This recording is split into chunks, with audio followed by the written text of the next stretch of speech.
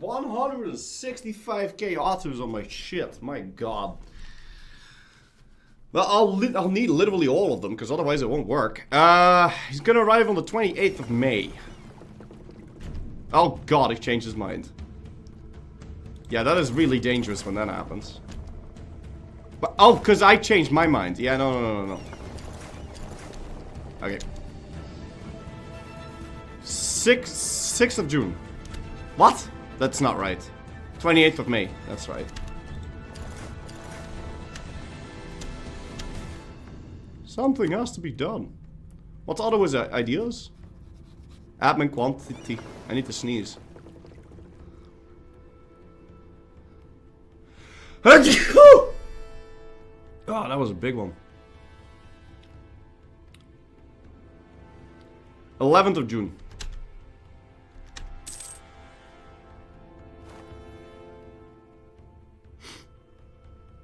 4th of June.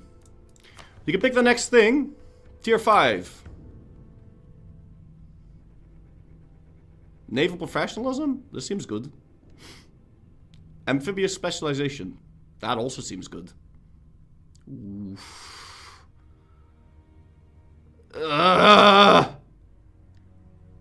I think we're doing amphibious, because disembark speed is really sexy, so... And I've got naval now, so I think quality-wise we're good. I am speed. He's coming with the other guys. We know he is.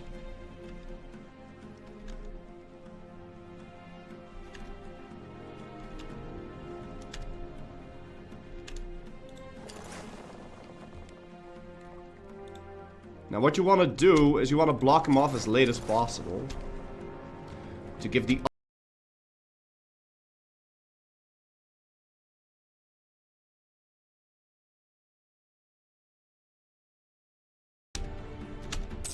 But keep in mind, this is no ball, so if I fuck up, it's Jover.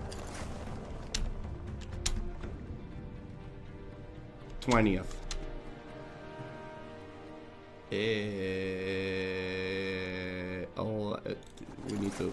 We need to pull out.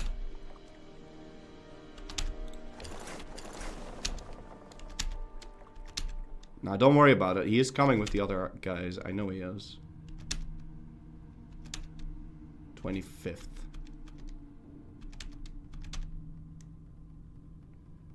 Technically 26th, if I really want to. Gamba. 119 out of 165. 11th.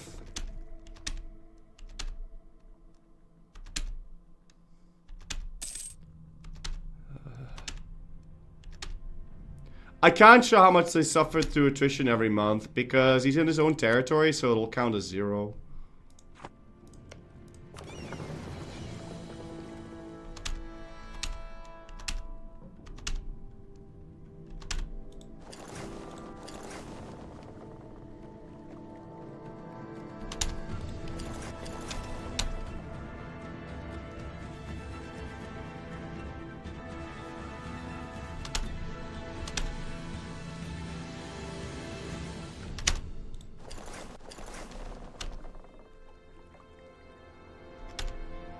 Shit.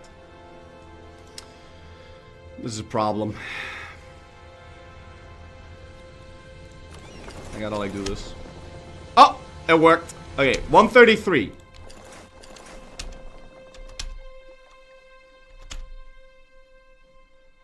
Six of... I really need to own Noxos so I can like do this properly, because this fucking sucks. 6th of September. Yeah.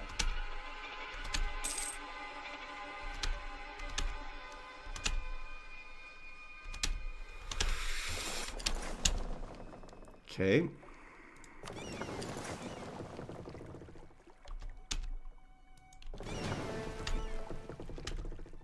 That thing needs to get unsieged because it's a distraction. 24th?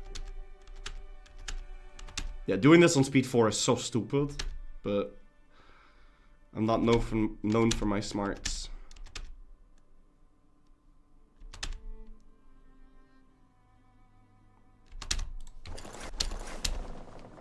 Okay.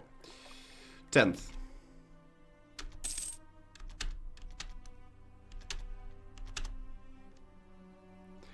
This better be blocked off. Okay, it is.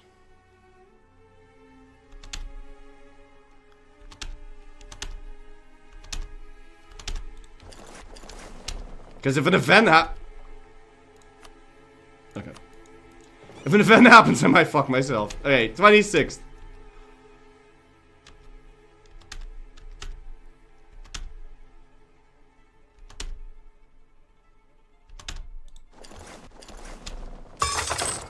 Okay.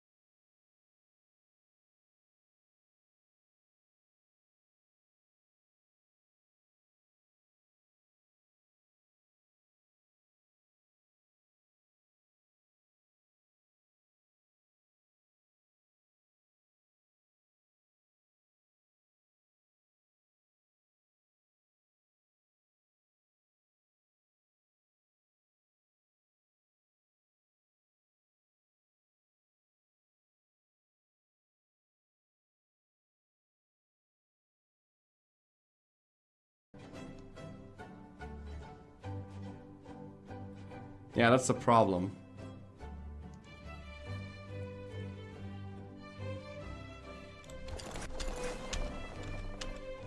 Yeah, and it's very difficult to time it properly, so...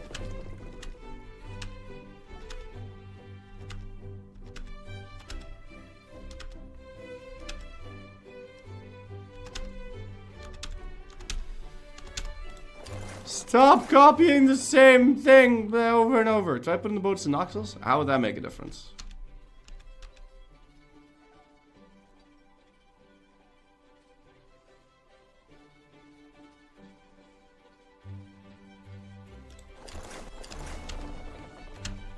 Good.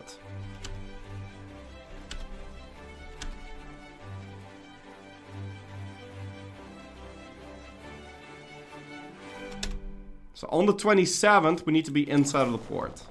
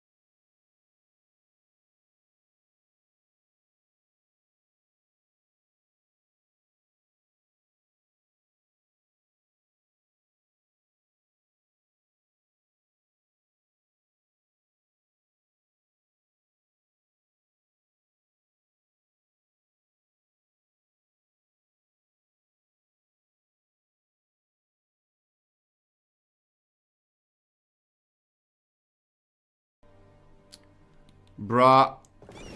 Why you gotta do me like this?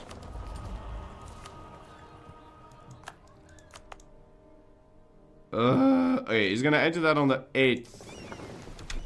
Why you gotta do me like that? This is stupid. You're gonna ruin everything with this.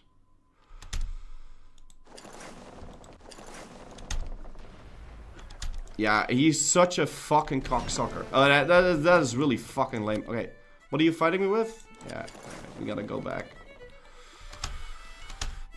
Ah, this ruins everything. Okay. Like, this is gonna set me back quite a bit.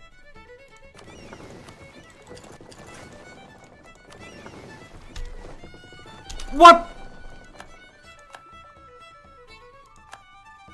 What just happened? He built a heavy ship. Okay, does he have mill access up there? He doesn't. Oh, thank God. Okay, well, that's... Oh, man! That's really awkward, but it is what it is. Okay.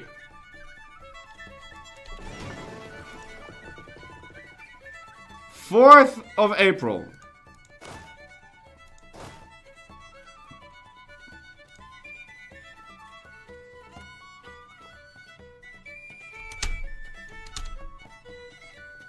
This'll work.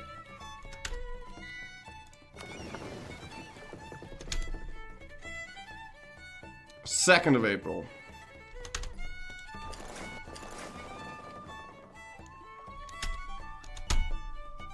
Nee, kijk nou naar mijn popkus. Look at my dude. 8th of April.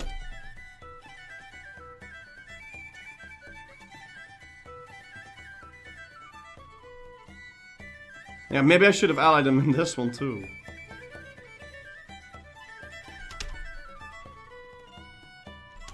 Why don't you look at my guys?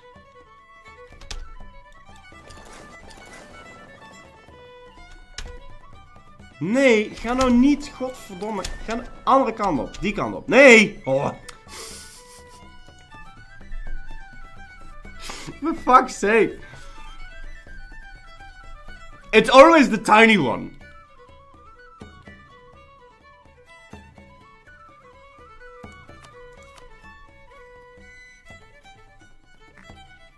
It's always the tiny one.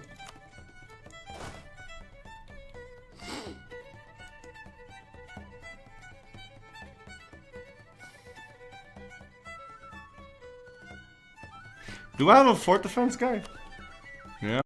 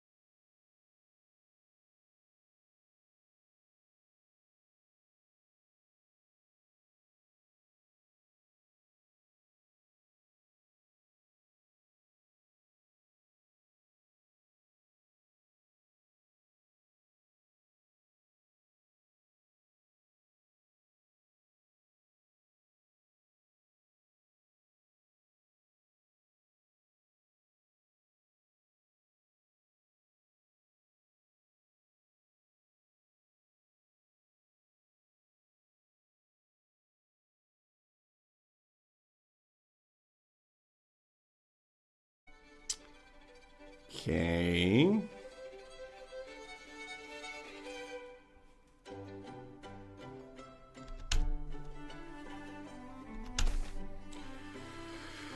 Event.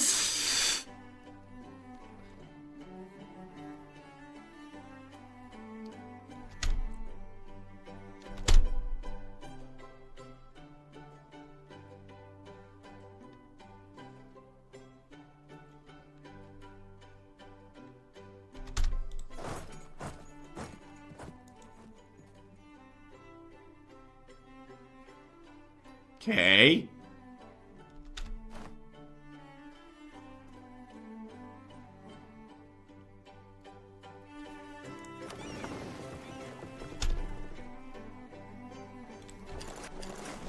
Oh, man. Okay, got him.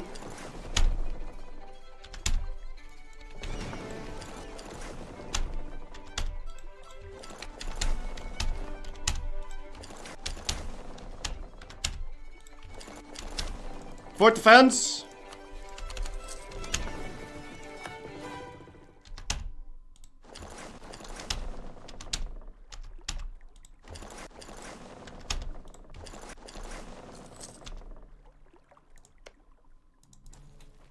$30. 31 days. JJ no re. I got him. I got the sucker. Boom! Oh!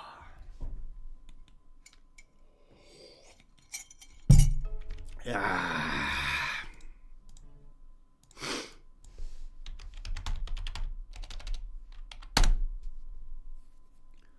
Whew! Let's go, boys!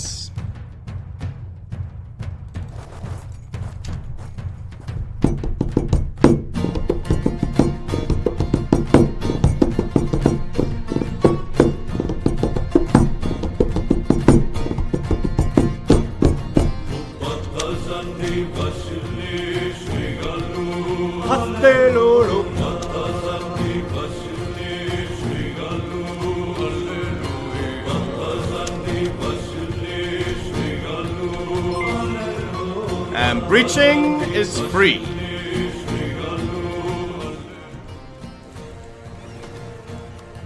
Now, can I get a couple more galleys to go here, or are you gonna be a dick? He's gonna be a dick if I do that.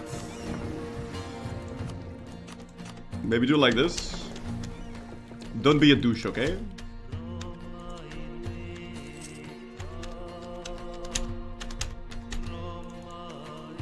Yeah, Navy Barrage is free. Let's go. Ma caput mundi. Roma caput mundi. Up, up, up, up, up, up. Hip, hop, hip. What's gonna be a peace deal? I don't know yet.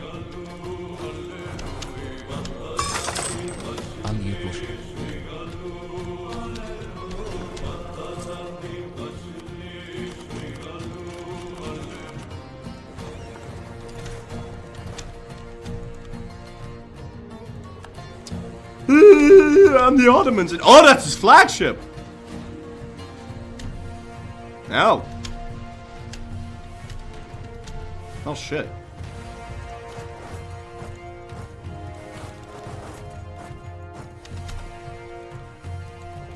I didn't sign up for that.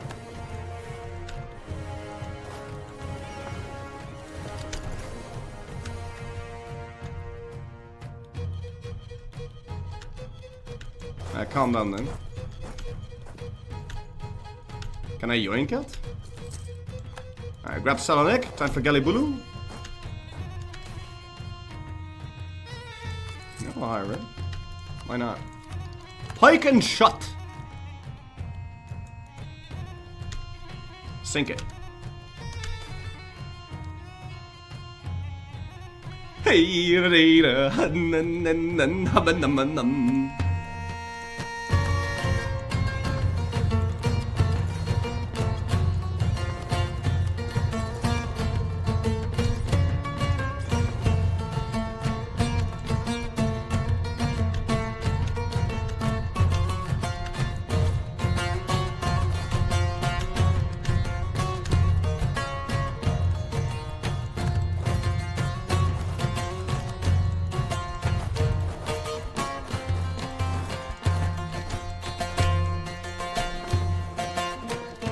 It would have to be something that would make the island trap a bit easier, because this is one of the harder island traps you can do. And it's quite hard to pull that off. Like, this took a long time.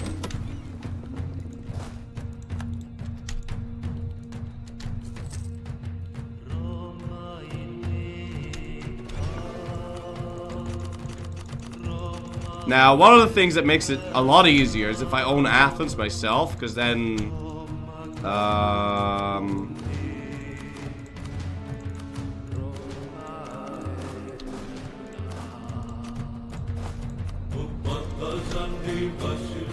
you know, if I own Athens, I can, well, ideally you want Biz to, like, own it.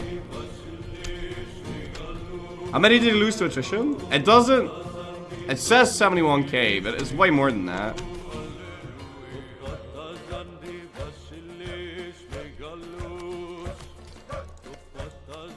I've got enough prestige now to send a Scornfield Insult to Poland. And then we can finally finish that thingy mission. Are you cheaper to maintain? Yeah, but I don't really know if I want to lose my Navy morale guy right now. Oh, I love the attaching system with a burning passion.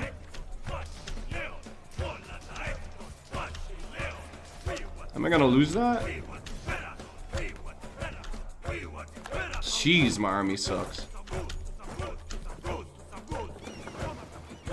Romakapamundi.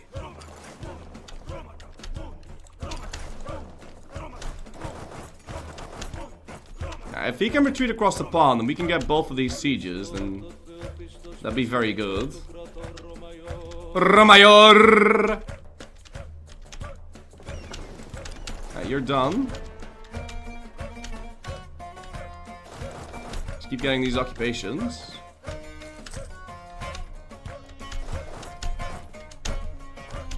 Why do you need an army when you have a navy? Yeah, because I don't intend this to be island only, and I don't intend to cower behind islands the whole game. That is shit. It's shit to play, and it's shit to watch. So I would like to have some sort of coastline, or some sort of power. So I need a land army too.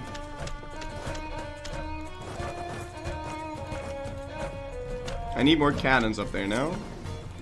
We can get these guys in there. You're repaired enough.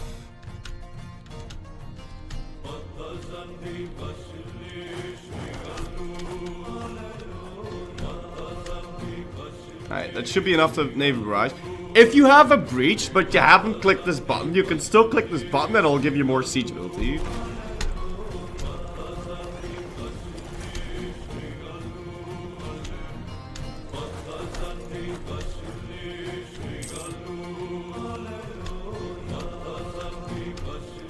Can you form Chile by the end? Oh, fuck, he's coming home.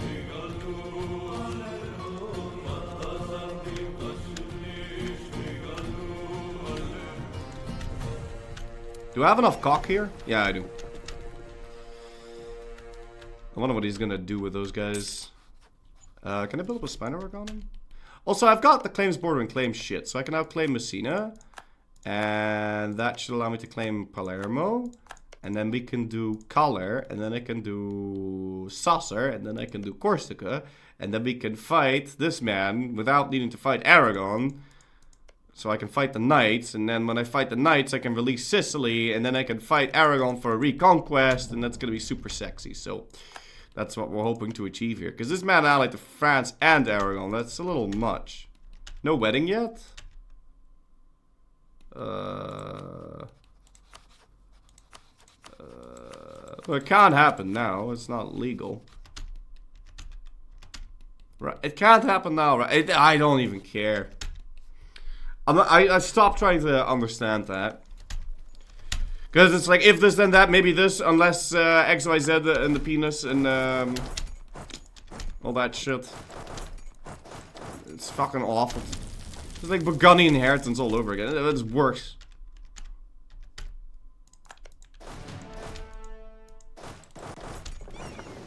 One of the following, if all of the following, then none of the following, when the following wanna quallowing on the dollowing, then the following when the following and the not following when the following does one of the following. But unless one of the following is all of the following, then none of the following will follow the dollowing. And one of the following will quallowing when the smallowing meets the dwellowing. Stop that, man. Okay, I told you to stop that, man. I don't know why that was difficult for you. You follow? Yeah, do you follow? Do you follow one of the following and follow the following and one of the following? But unless the following are not following, then the following will occur. Unless the following means that the following are going to mean that they won't be following anymore. In which case, they're not following. You follow? But one of the following, all of the following. None of the above. All of the above. Follow me. I hope EU5 doesn't have one of the following and all of the following and none of the following. At least in like a good way, you know? Like if it says all of the following and none of the following, can we please have like check marks? When you've done one of the following of all of the following, when you've done one of the following of all of the following, there needs to be a little check mark that you've done it. Or when you've not done it. See, it's much easier when there's check marks for everything, because then you know when you've done one of the following. When it says one of the all of the following. You know? But there's no check mark. You know? So I don't know what when the fuck I've done something, when the fuck I haven't done something. Because it doesn't want to tell me when I've done something. I'm gonna assault. Because it's a level 1 fort.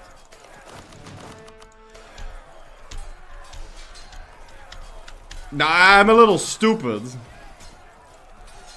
So, like, I'm not particularly good at reading those things. And people that know how to code are apparently gods at reading that. And I should just go learn how to code. And then I'll understand. But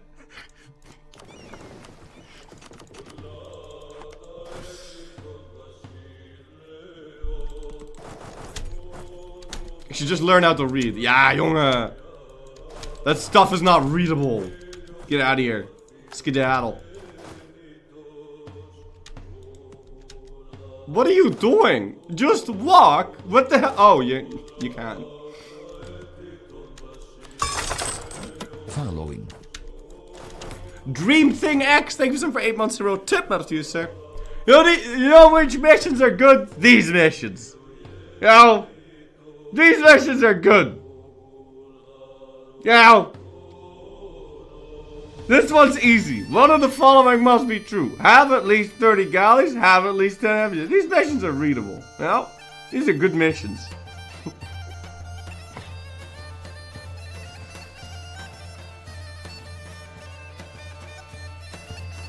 No, they all make sense. They're all proper English. I can read all of it. I can read that.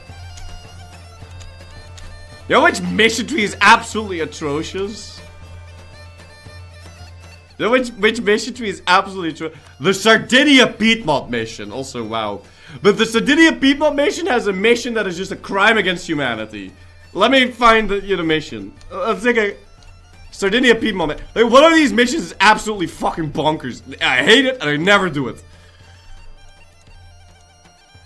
One of these missions is fucking insane. The wording, everything about it, it's just, I hate it.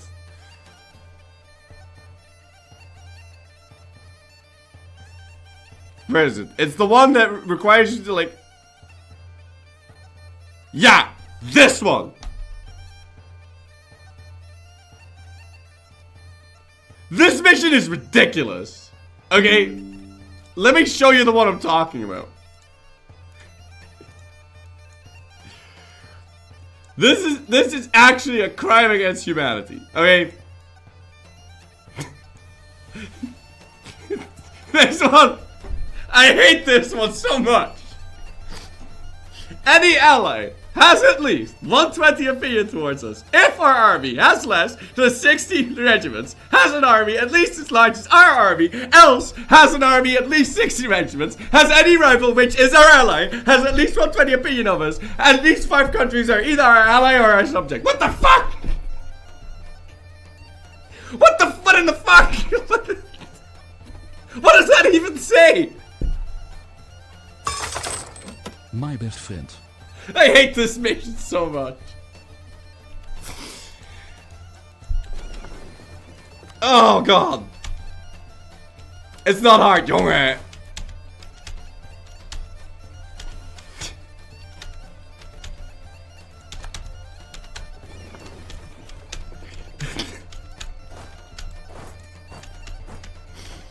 What it means is you need to ally a rival of your ally. You need to ally a rival of your ally, and I think both of them need to have 60 regiments. Just say that!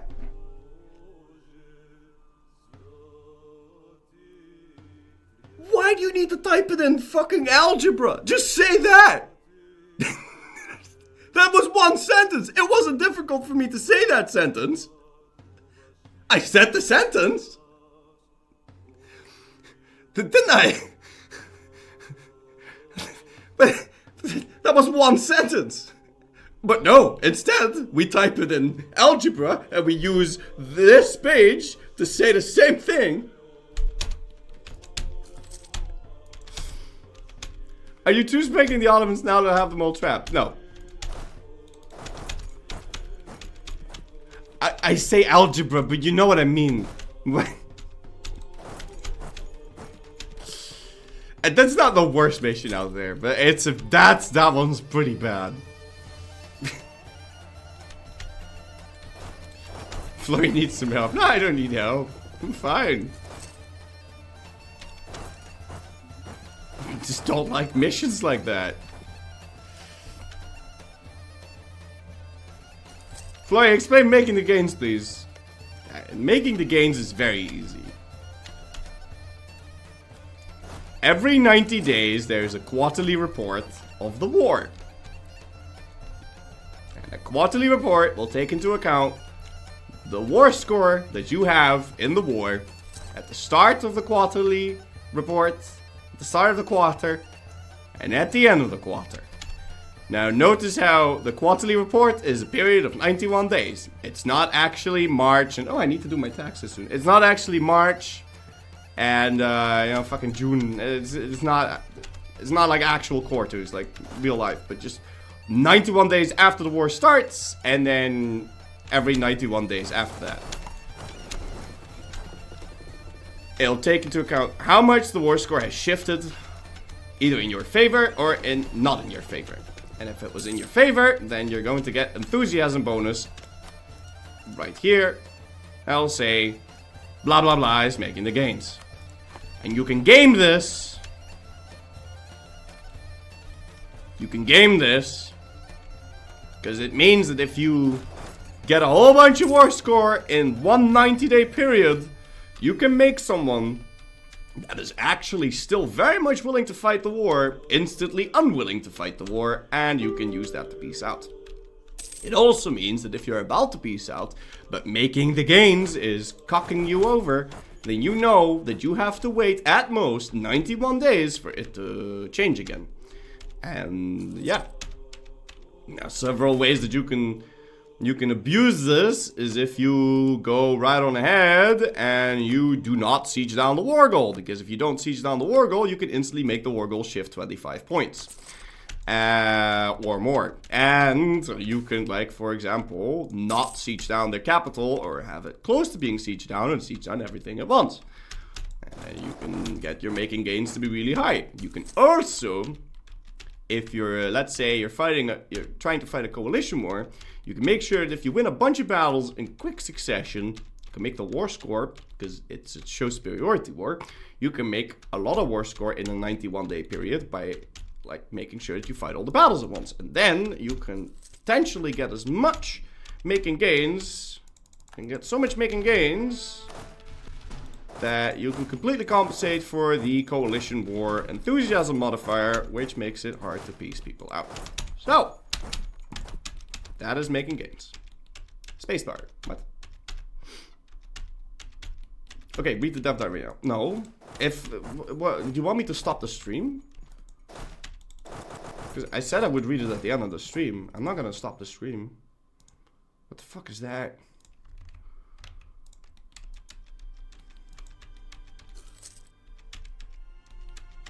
Explain native goods produced. Okay, don't get it. It's useless.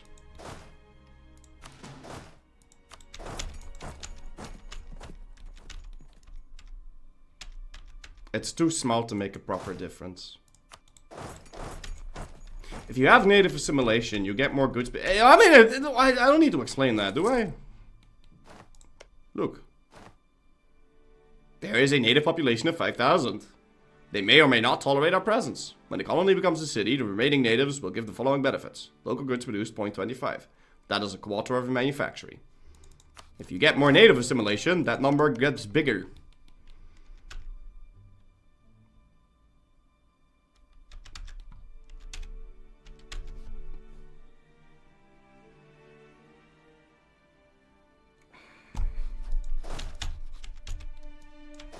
You always genocide them? Don't do that!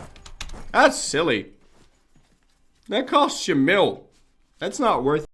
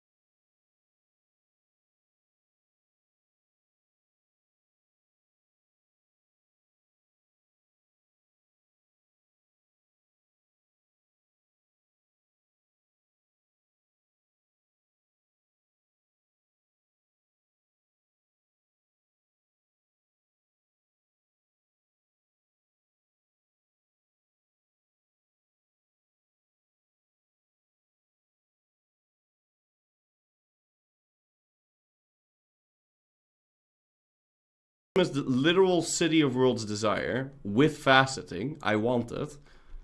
Well, mostly I don't want him to have it.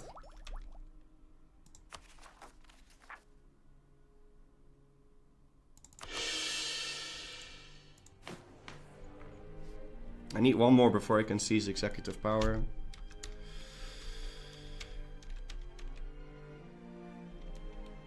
But this will not get me a CB on Ak.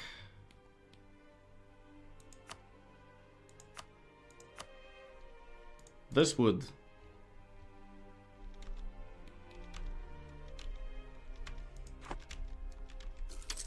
I don't know about this. Because he's going to move his capital to Adana. Or Bursa, but I think he's going to move it to Adana. Especially now that he owns Syria. Just be him the Mamluks? Why would I fight the Mamluks?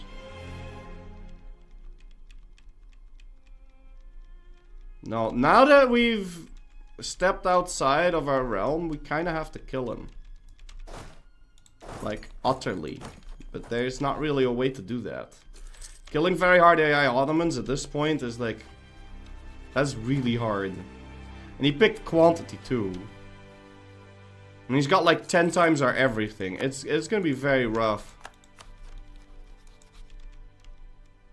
How did you even make it there? What the f... Also, why did I not breach that one? That's kind of weird. Should have done that. Happy birthday, Florrie. Be careful, it's the most dangerous day of the year. Oh god. Pacific Squale, thank you for some 25 months in a row. Tip not a teaser.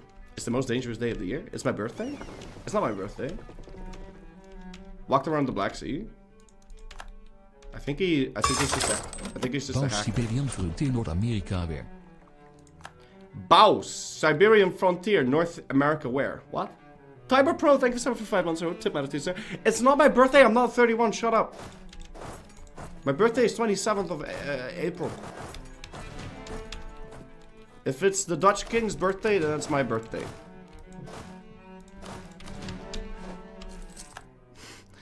The Dutch King made a joke the other day. A very funny joke.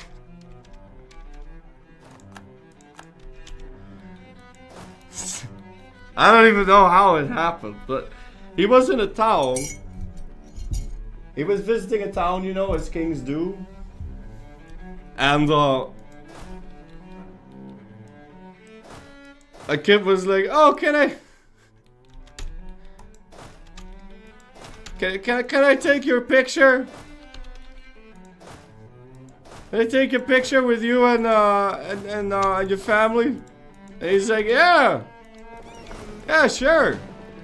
I won't Photoshop it either." Because of the whole Kate Middleton thing. Oh, bro, man.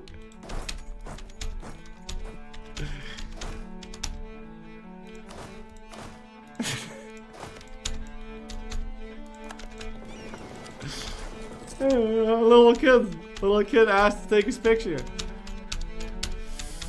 Ruthless ruler. I mean, it wasn't that big of a deal, right? I mean, it's just a joke.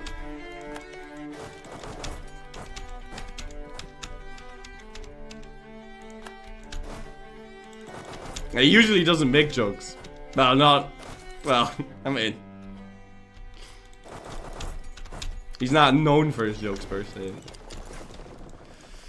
I thought that was a pretty funny joke.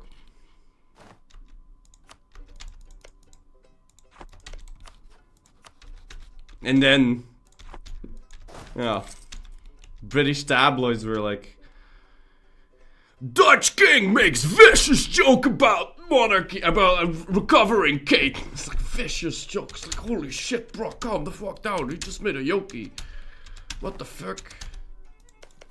Calm your tits. Vicious joke. Holy hell. Dutch King cast vicious mockery. It's like, what the fuck? Calm the fuck down.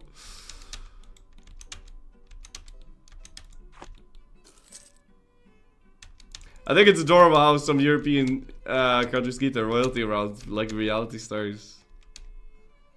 It's not just like reality stars. If you get rid of the king, you need to like fucking get a president and shit. We need to have another set of elections. And he doesn't have any power anyway. It's like, what the f... He just sits there. Fucking... cuts ribbons.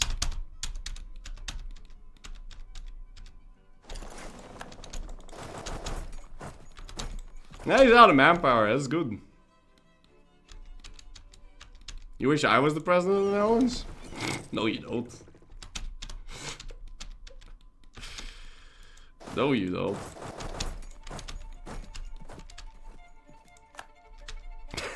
It's hilarious how ex-colonies vote reality stars to rule them.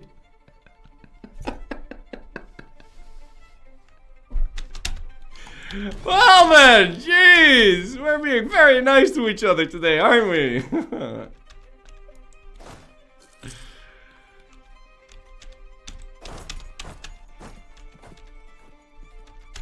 It's not ex-colonies. France isn't an ex-colony, is it? Wow, I mean...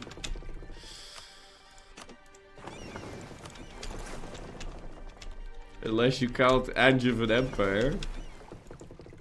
Am I gonna be able to sink this? I think so. Better to be the president than the prime minister. You might get eaten. Yeah.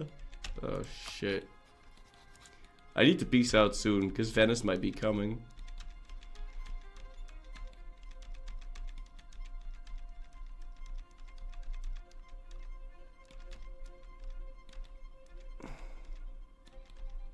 Here we go. Navy time.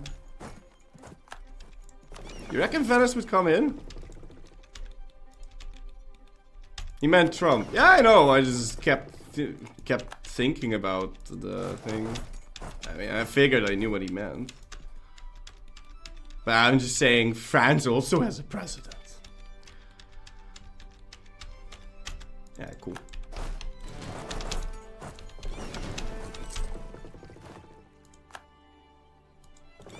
Really? Oh, wait, hold on. He's in Agrebosch. What the hell did the autos do this game? What do you mean? It's just standard autos. Right? I mean, feels like a pretty standard auto. Fuck, that's a lot of heavies. You might win that. I need another Navy. Admiral.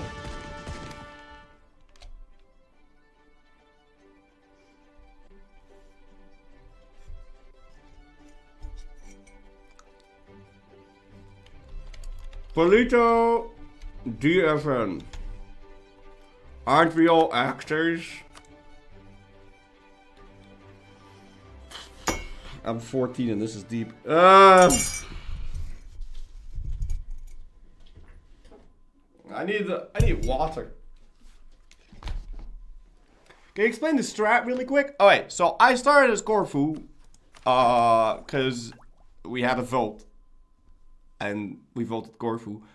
Corfu has galley costs, galley compatibilities, and we get real cheap galleys. I waited. What did I do? I waited, I sat, I dev'd a little bit so I could get some sort of economy. Also, if you dev, then Venice lets you be a March. So first I dev'd, so I was big enough for him to make me into a March, because I had to dev to like 17 or something. And then once he made me into a March, I waited for Renaissance to happen. And then I dev'd all the way up to like 37 or some shit to have Renaissance. I sold it to him so I'd have money. I got incredibly lucky that the Ottomans didn't siege me down. Because it was very, very, very close. And then the Ottomans fought the second war against Venice. And then I declared my independence because I was disloyal. Because I kept accepting Orthodox rebel demands after he flips me to Catholic. And that adds lots of liberty desire because he forced religion on me twice. And then I just sank a bunch of ships. I landed on Genoa and Aragon, who he allied, so I had a little bit more money, and then I just walked into Venice and I stole Venice. And then I wanted to go fight Naples or Aragon, but the truce with the Ottomans was almost over, so I was like, okay, maybe let's not do that and wait for the Ottomans to dow us, because otherwise we have to like micro 2 different wars, and that's shit, and I don't want to do it, and also it's pointless, so let's not.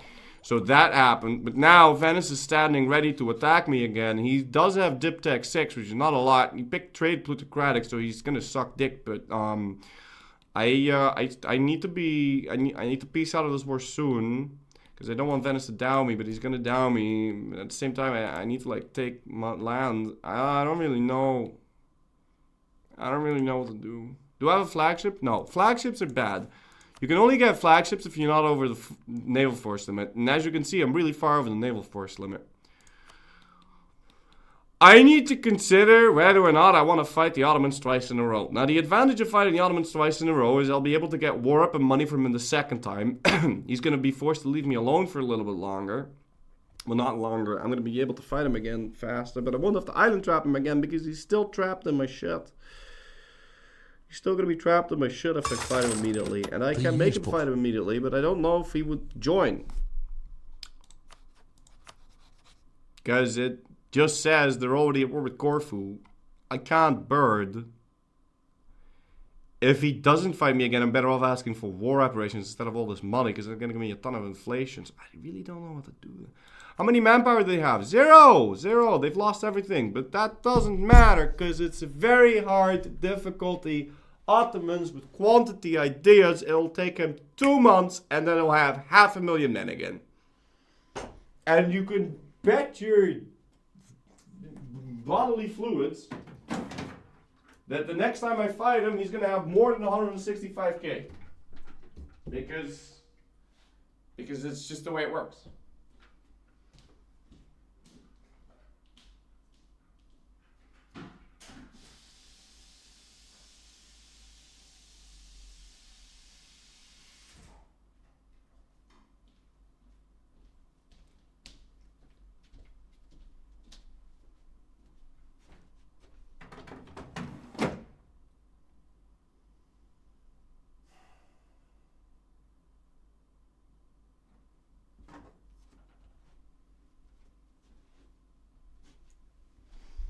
I need to change this piece still, because we have to release Byzantium.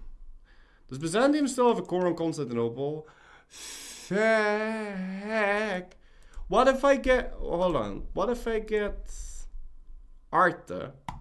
Then I can release Epirus and give them this.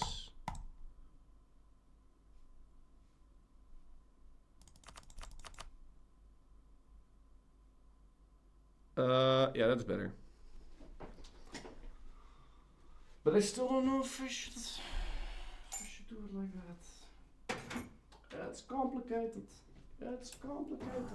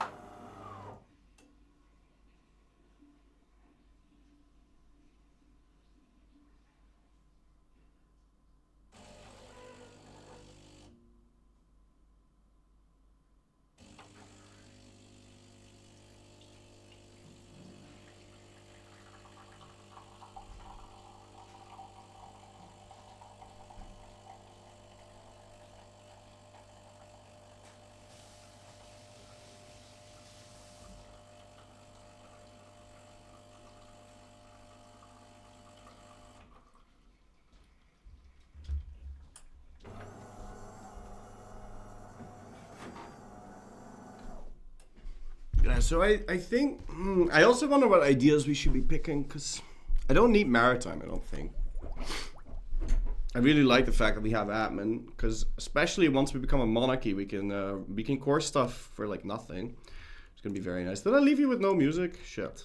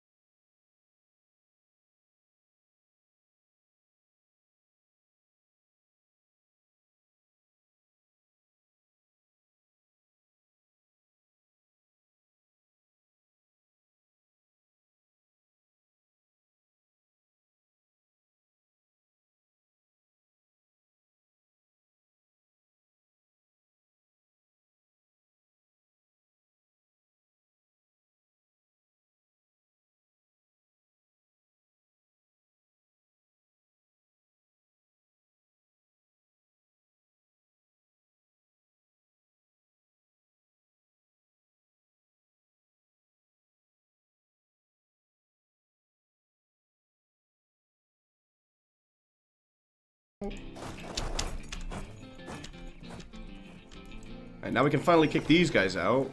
And hopefully capture some more guys. Let's use this man for that.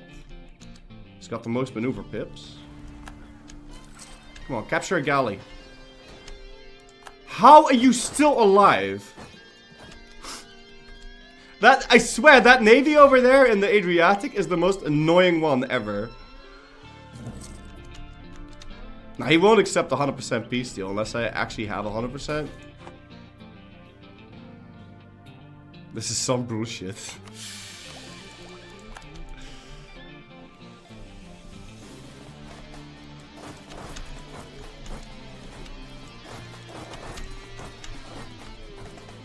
Okay, did we kill it? Yeah, we killed it.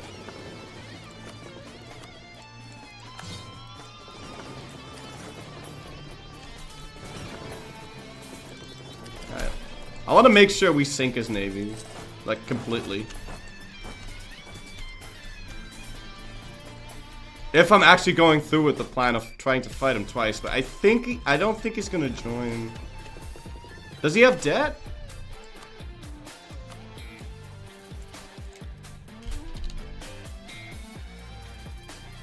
He's got 7 loans.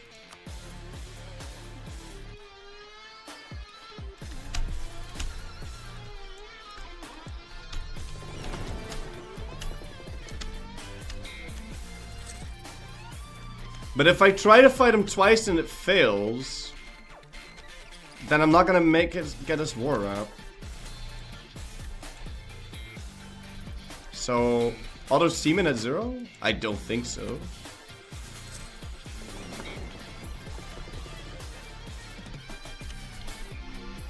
I should probably be collecting from trade here instead of in Ragusa. Okay.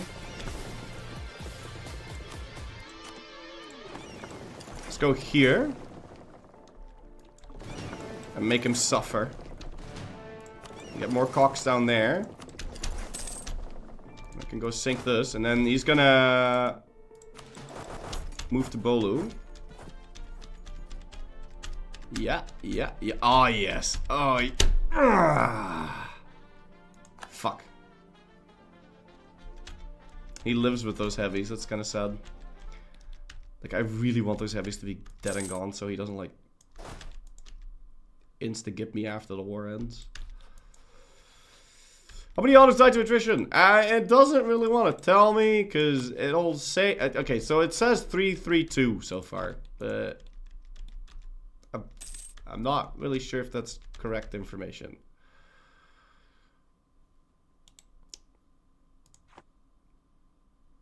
What do you guys think?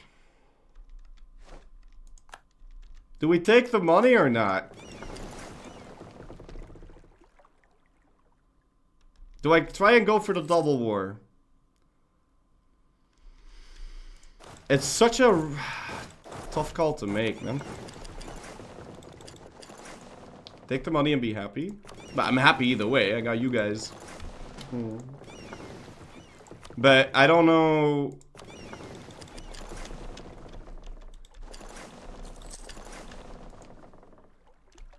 I say take the war up. I say take the double war. Yeah, we don't know if the double war will work. That's kind of the thing. We don't know if it'll work. Because he might just say no. And then this was all for nothing. Well, it wasn't for nothing, but... Yeah, I think he might be too deep in debt. How is this not enough to piece you out? What are you smoking, bro? Wait! You mean to tell me we did this within 5 years? What is the... When did this... No! Why don't I have call for pizza? Huh? Do I have call for pizza, but did I remove it? I do have call for pizza, but I removed the message. Why did I remove the message?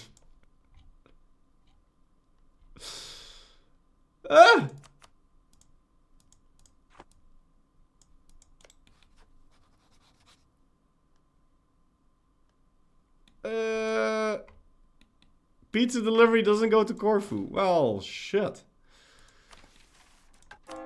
Yeah, that's a lot of war exhaustion, bro.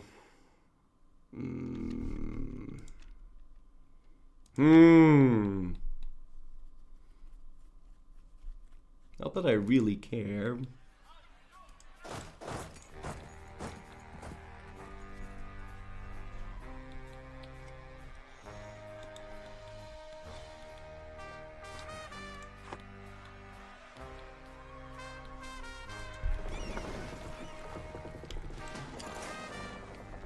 I can get the remaining war score like this. Where are you going? Oh god. No, they all suck.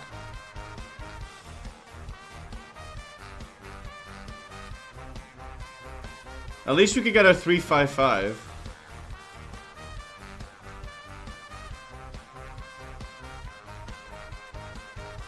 The relative? The relative is a 3-3-0. Well, a 4-4-1.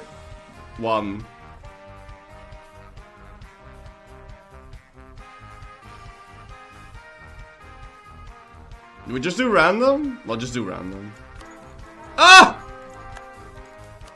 Still got the guy I wanted. Shit. That's twice in a row. That's not gonna happen a third time. It's not how chance works. I'm aware. I can't hear myself talk. It's a bit of a nuisance.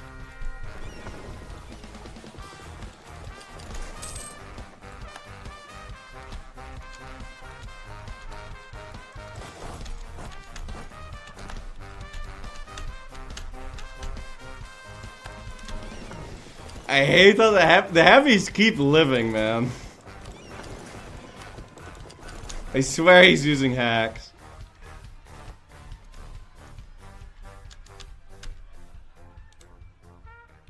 Okay.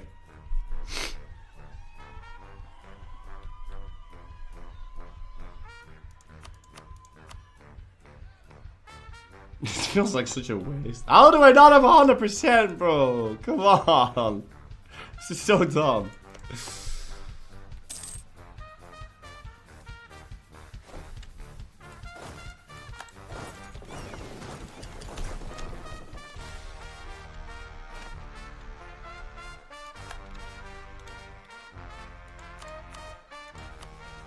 Yeah, he's nuts.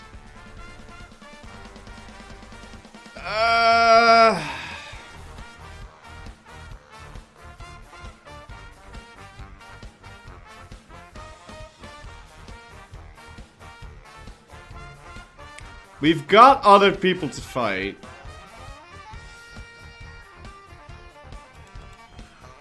I'm gonna get the war app instead. And then I don't want this. Double war? I don't think we can do the double war. I don't think he's gonna join. He's too deep in debt. It won't work. He's not gonna say yes. I think he's gonna say no when I click this.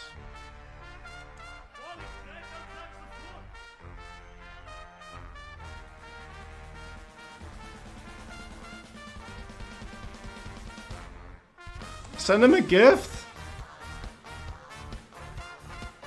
7? Okay, we'll try.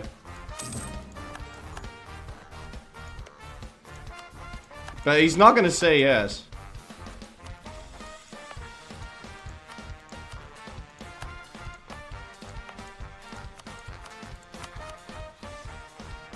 Of course I can't release feckin' Epirus, because they're also a filthy Italian.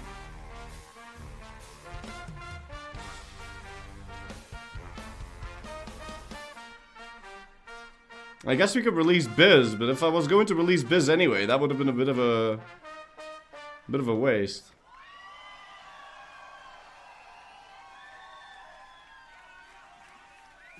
I would keep him safe.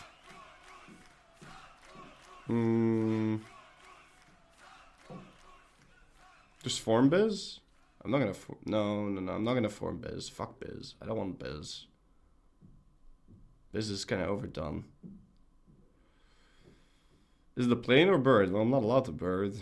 I'm just considering. Should we release him or not? I think we should release him. Then.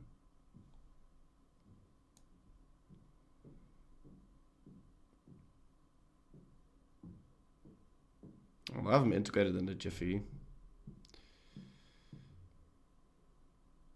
He will drown you with his revels. He's not going to exist for a very long time. But... moment of truth. I don't have a free diplomat.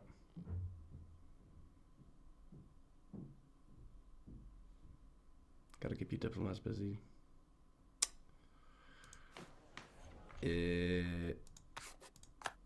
Okay.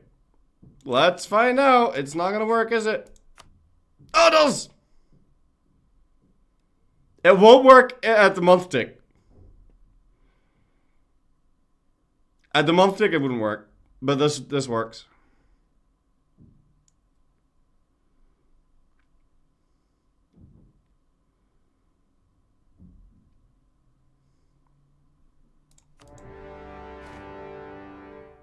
And thankfully his capital is in Bursa. Oh, bro, okay. So we got double war against them, and it was good that I pieced them out. This is gonna suck, but it is what it is. If I had kept this land for myself, that would have sucked dick, because then I'd have like 200% overextension the whole fucking time, and now I don't have any. So it's nice. Wasted war rep. I didn't ask for war rep because you said you wanted the double war. So I exchanged it for money instead. He's not paying me war reparations. He will now. Now he's gonna pay me war reparations. That's why I was thinking about it for such a long time, because I didn't know what to do. I wasn't sure whether to ask for war rep or the other shit. I'm gonna do this and do that so I can build a shipyard in Corfu as well. Because I'm spending like an arm and a leg in terms of maintenance. That's bad. Stream was so zesty today. I am not an orange peel, okay? I am not an orange peel. I'm not an orange peel. What are you talking about? Okay, I look very, very orange, actually. I look quite orange today. But I'm not an orange peel. You're an orange peel. Okay? Hoe noem je een pil die niet drijven wil? Een zinktablet.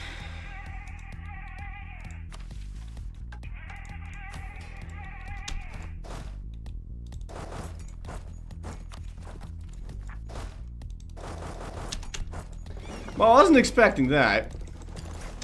But yeah, he's still stuck. Now. Inside of me. So, this could be very good. Could also be incredibly dangerous. But mostly it's gonna be very good. Now he's salty. Triple war on Gazikamu. What?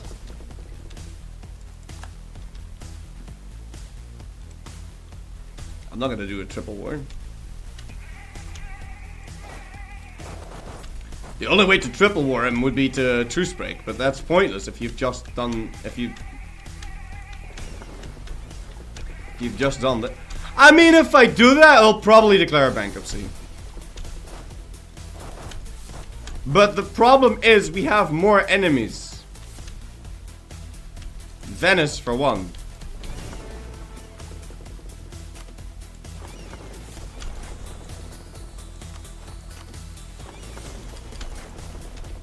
Who might try and retake Venice.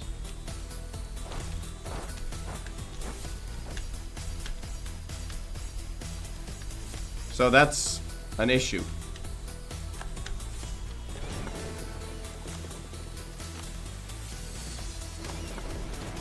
Let's try and repair my boats. Build galley worth? I mean, I'm so far over the limit, but maybe.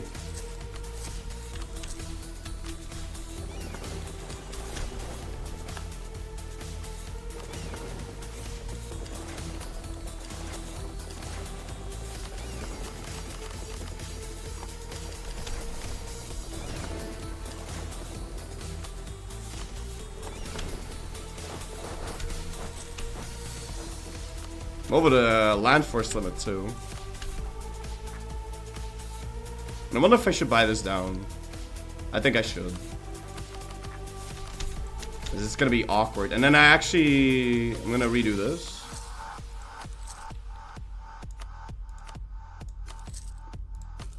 And we gotta wait for a month tick. Jeez, he built another flagship? Are you joking? Bruh.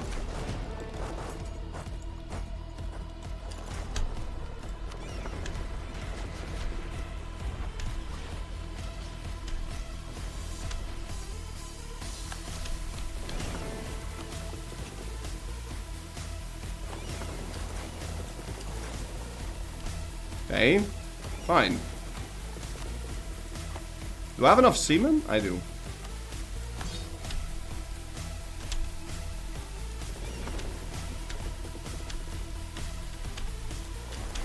Alright, so now what we want from him is max money, war reparations.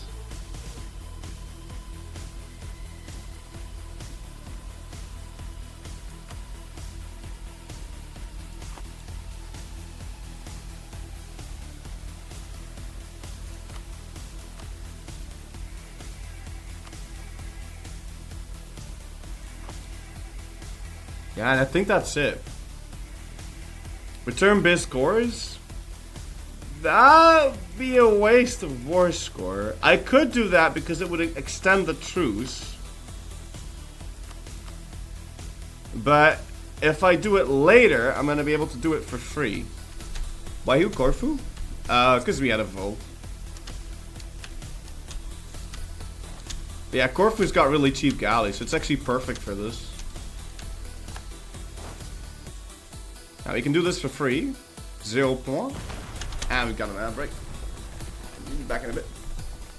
Take Rhodos and Cyprus? Nah. I would take that later.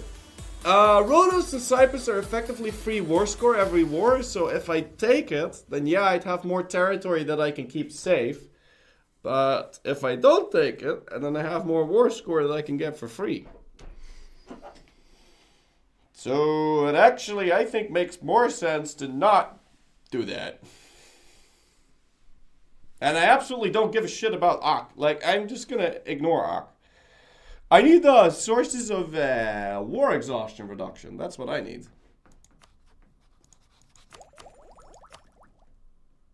Maybe pick Inno. Maybe actually pick Inno.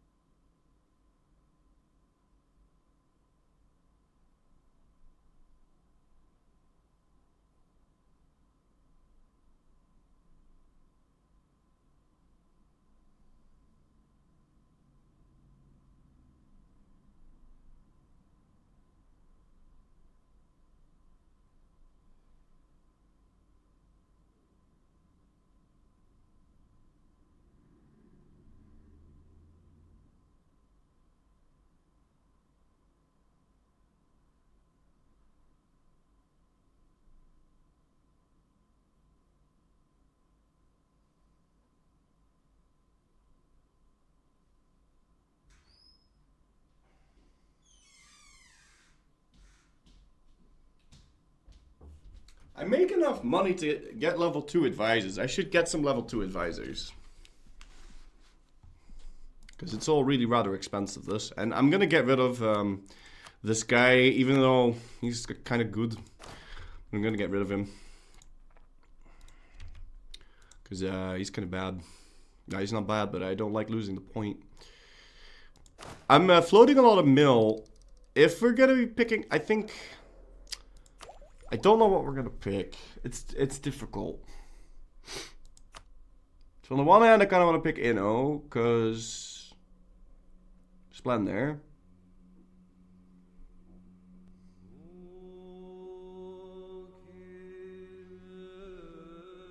But...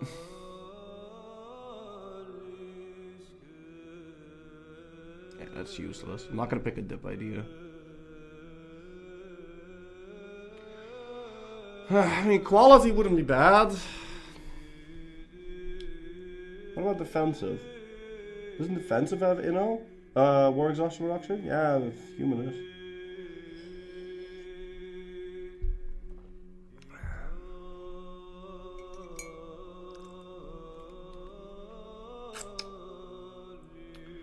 Defensive would work well with the whole idea that we were going to troll the AI by building forts on the coast and then breach walls for free.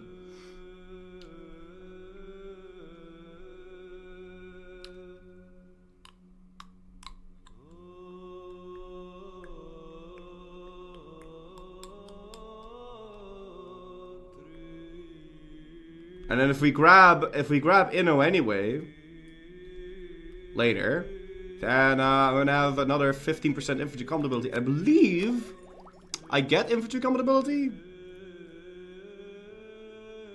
No, I don't. But I really need to be careful not to go too hard on the navy. I think we're... Yeah, we're gonna do Inno. I'm gonna put the focus on admin regardless though. But I think we're gonna do Inno. Yeah, Dalmatia had that. Yeah. We could form Dalmatia.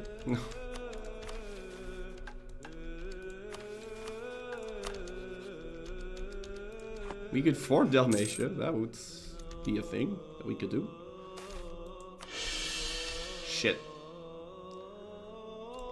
Should have used that.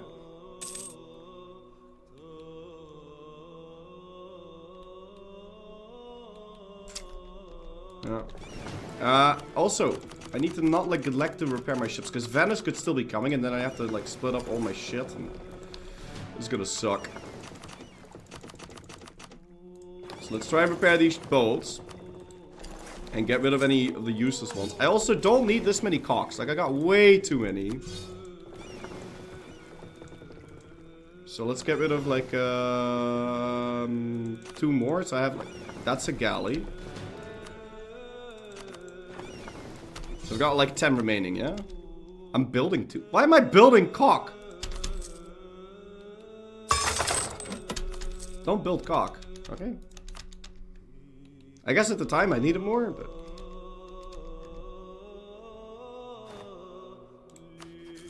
And the Ottoman enthusiasm should be like pretty low, because Ottoman military strength. That's unfortunate. Okay. What happened to Crete? What do you mean what happened to Crete? Nothing. Crete's just Crete.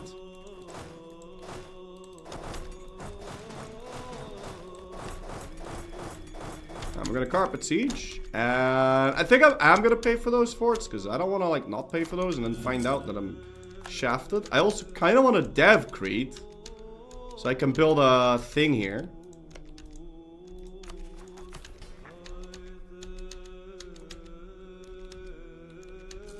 Whatchamacallit? Will you fight the Chin? Oh, sure, probably.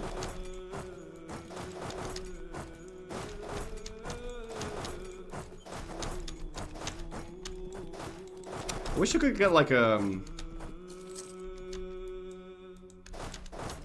I could get Kosovo. That'd be real nice. Right, these ships are mostly repaired. I'm gonna be very cheeky here and try and move over to Ragusa, so I can like burn it. He might decide to start fighting me in the Navy department. Could grab this. There's not really a reason not to. Other than... Are you kidding?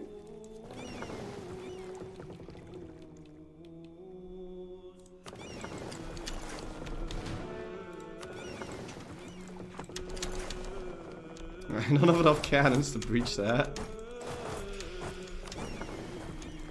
Oh, this is really pushing it, man. Okay. That icon's been forgotten. You just grab it back. No, now that I want this one, holy shit. And I want to switch advisors. And we were gonna get this guy because he's cheaper to maintain. I'll make him level 2. And we're also gonna get that guy. Actually, no, we'll get this dude and we'll upgrade him. And we're gonna do Advance with the True Religion Act. Yeah, there you go. Because I need to spend this money on points, because I need points, like, really badly. And we should definitely improve relations with this.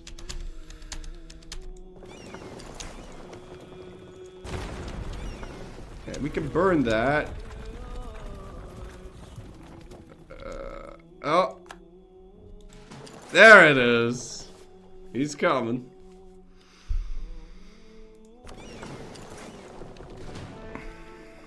Absolutely no one saw that one coming. Alright. Let's hope these can hold. Yeah.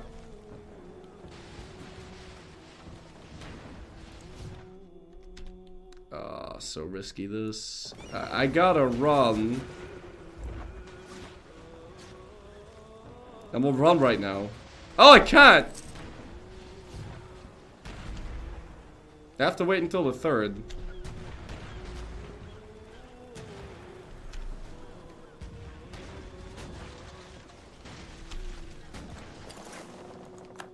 Hey, so we killed 4 galleys. He's marching across and we have to move out again on the 17th. Thankfully they'll all be gone by then. So we can just go in and out. Yeah, that buys enough time for the other navy to arrive. He's gonna move in on the 19th. Can you move in and out? 17th.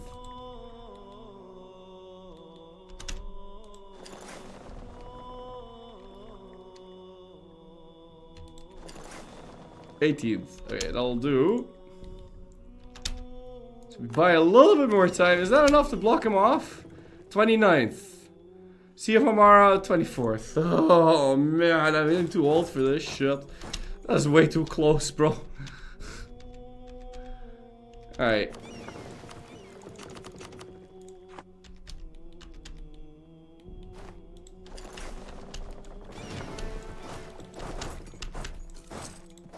Now what's my war score on him now? 15. Yeah, I need 35.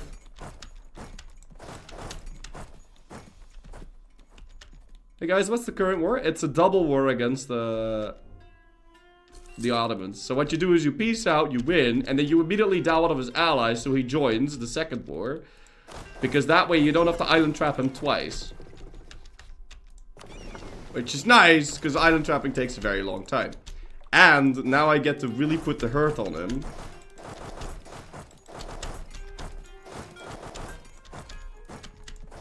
Because, well, you know, what?!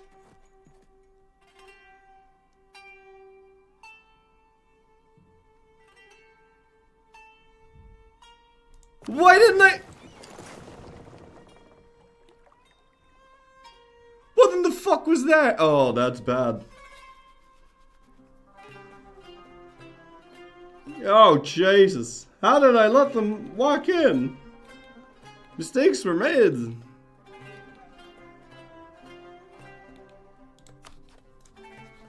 Well, I mean, at least we can grab Tag 9. So I have condatas. But I did not intend for that to happen, ladies and gentlemen. I can assure you that. That was not intentional. That was not part of the plan. I'm throwing for content. Alright, well...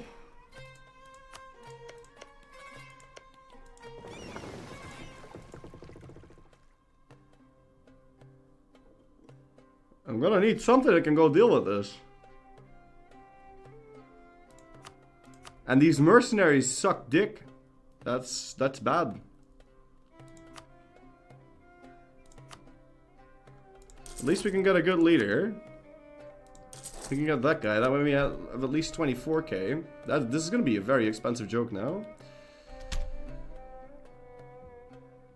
He can't siege his doubts. It's not like more guys can walk over.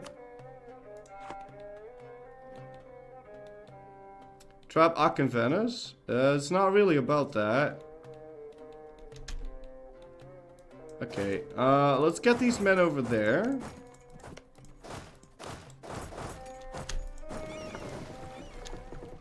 Yeah, this could be very, very bad.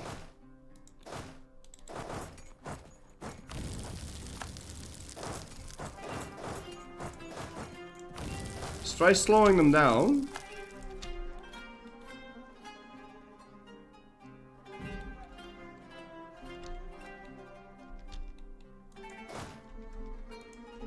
Okay.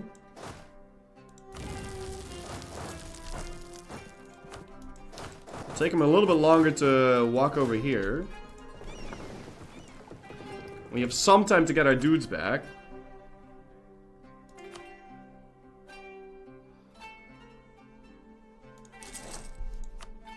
Now keep in mind, my guys suck ass. Like, they're not good. I mean, I do have a tech advantage on them.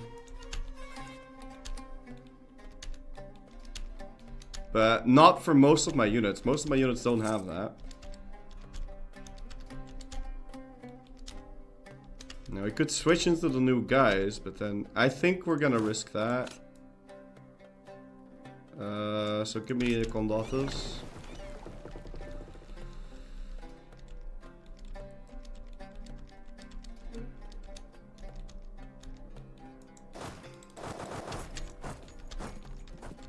We need to quickly kill this before it becomes a problem.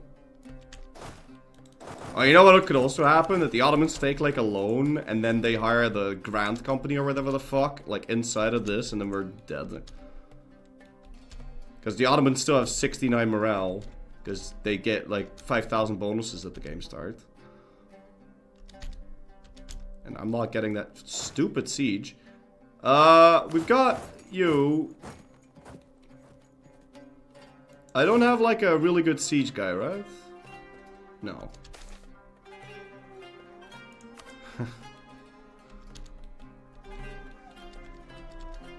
He did end up splitting off his unit, so that's nice.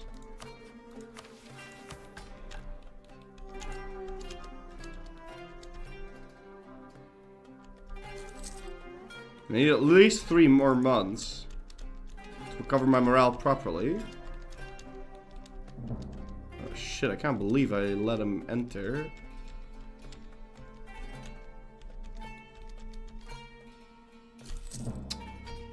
This is so dumb. Can you just finish the stupid siege?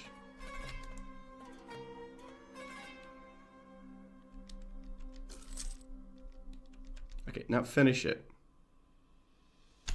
Jesus, that wasn't so difficult, now was it?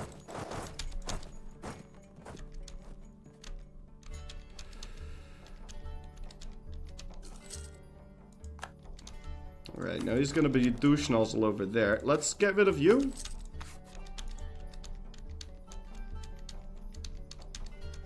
And he's still behind in tech. And there's also Shervan, who should be even further behind in tech. Yeah, okay.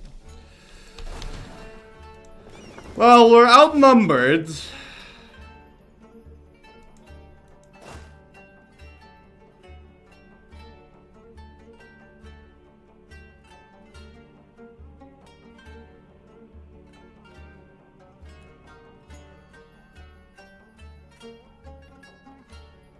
The Free Company's my best guy.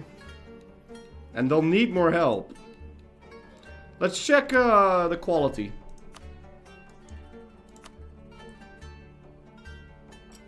Oh my fucking lord. Okay, he's got an event that gives him 15% more morale. So he has 5 morale and 1499. Seems good.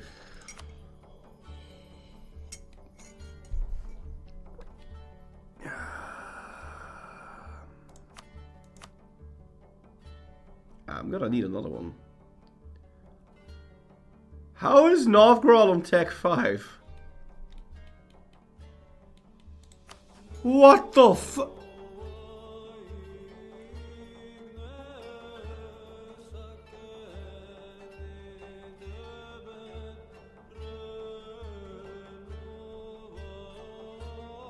What?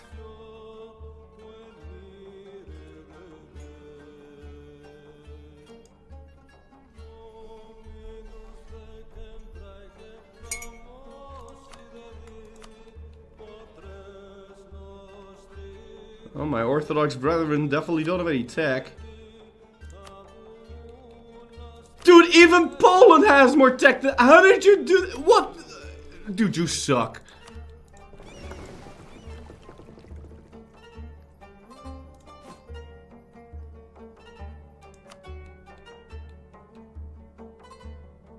Must have had a 0 mil ruler? Yeah, he must have. Like, that's nuts. A 0 mil ruler and then pick quality ideas first. Move it to Shirvan and Ak might not move. He's gonna move. I can show you. He's gonna move. Which would reset the movement again.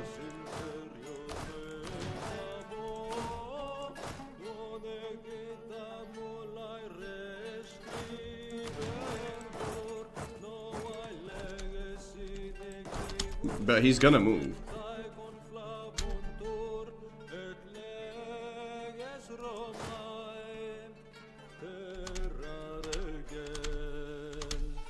That does buy me more time though. It gives me time to buy get a discipline guy.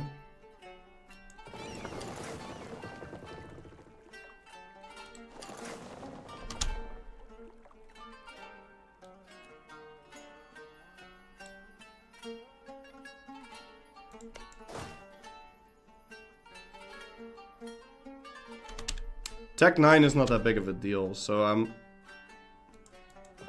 very concerned.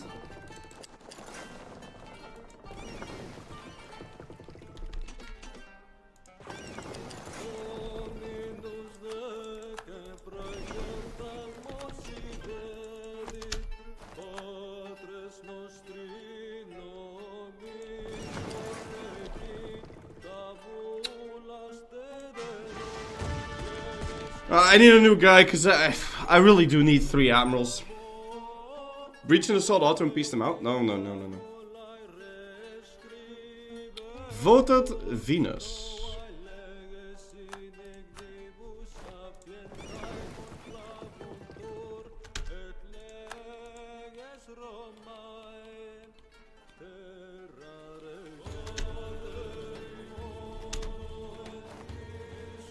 Okay, so he stops. I wonder when that relentless drill's gonna run out. He also has max mysticism. This guy cooked, man. Like, what the fuck?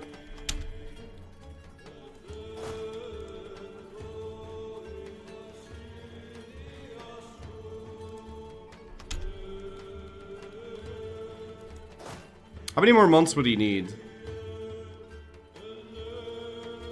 0.29. Another 5 months. Bruh, the free company is so bad.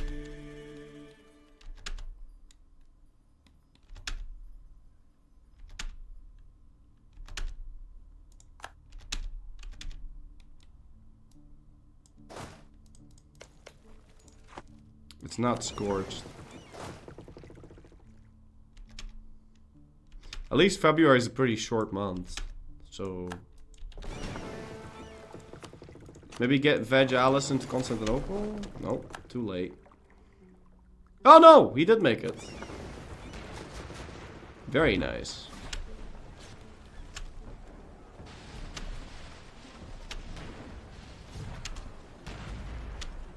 Okay. It's my month tick.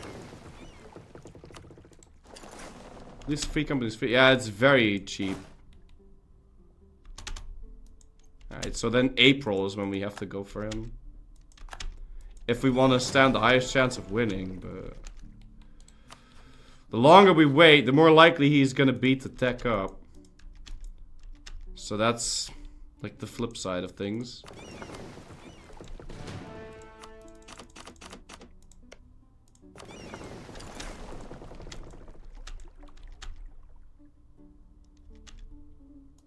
He might want to leave.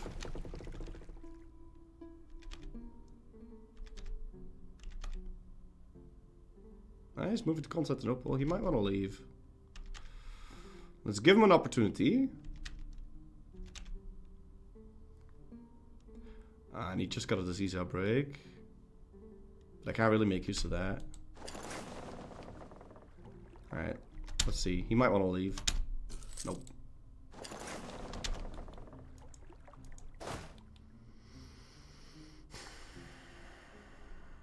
Need another 5 months. Fuck it. Let's go. 5 morale. That's so much, dude.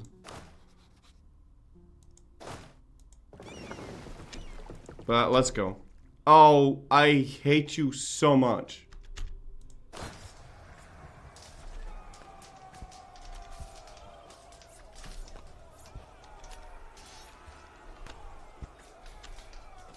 Alright, my tactics gonna need to carry the day here.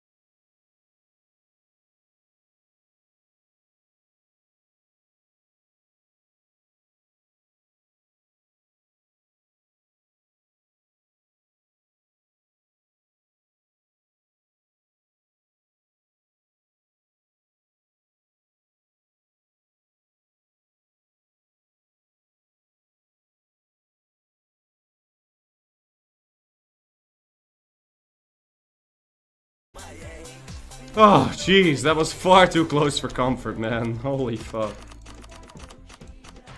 5 morale.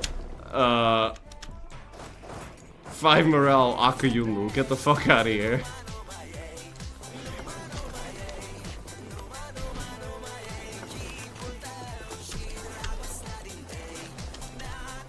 You can recommend that, but I'm not gonna play it.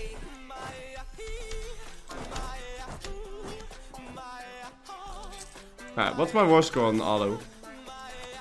I don't see how this is 20%. But, whatever. I'm not getting out of here without this. Absolutely not. Ha ha. Hee. Hoo. Ha. Ha ha.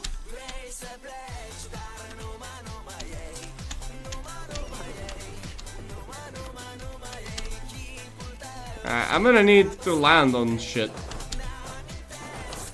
Because I think we'll need more war score than this. Can you like do 2 of these? And then we'll bring these over to Rhodos.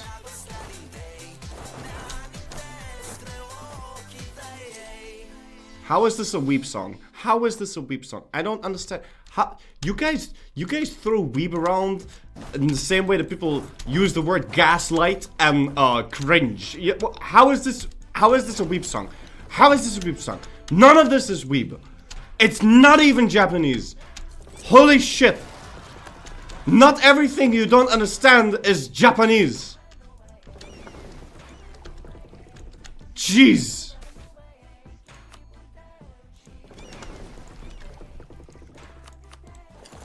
Stop being cringe, bro. Yeah, you. Fuck you. Alright. I need more cock. I only have 7 left. Oh man, he murdered my. Oh man. That's kind of awkward. Okay, boomer. Yeah. Protestant Reformation happens. That's a thing. I wonder if they're gonna walk around. I really hope he's not. It's all Greek to me. That's something a weep would say. Yeah, you guys are gonna be like that. For example, like that. This is for some reason a weep song, but it's not. Like this is not a weep song. Okay. Like you're gonna say this is. This is not a weep song. Okay, it's very simple.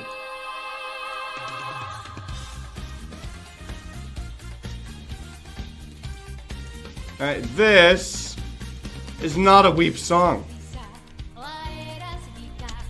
It's Greek.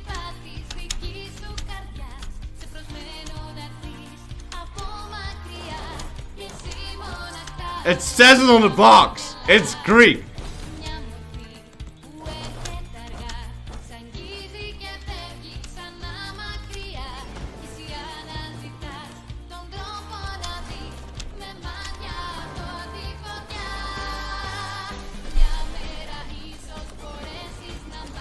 Are we at the fork yet? Nah, not yet. Get your forks ready, guys. If you know, you know.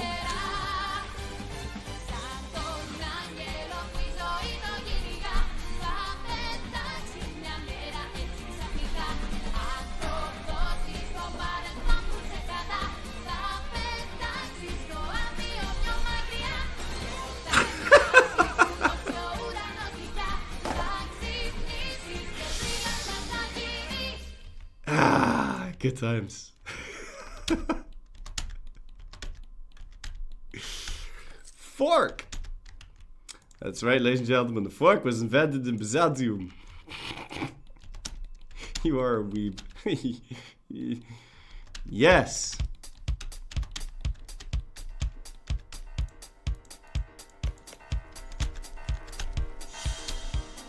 But, you know, that's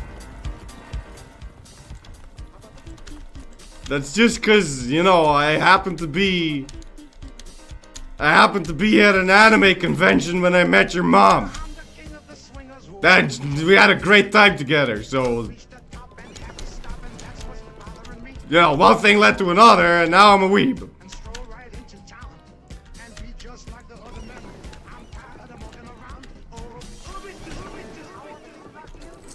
Good.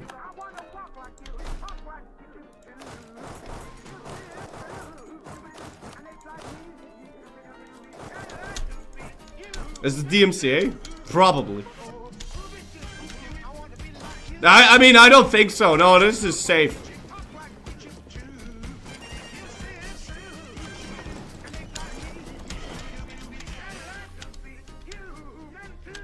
Cause it's a cover.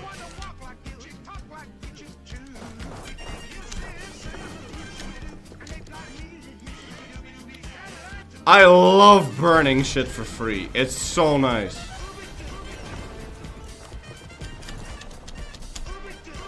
Alright, get that man into cyber. Do I even need to do that? Yeah, I do. Dude, the Ottomans is nuts. Send link to that green song.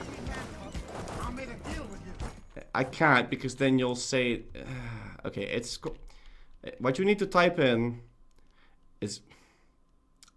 Byzantium anime opening.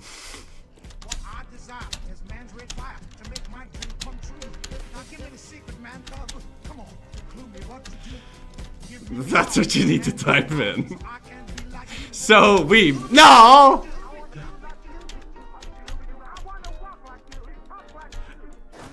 Cause it's Greek! It says it on the box! I'm not a weeb. We're Greek. I'm a Griaboo.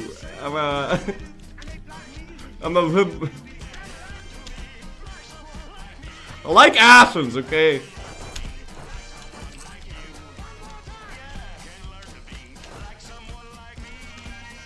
I'm a Greekophile. I'm a Greekophile?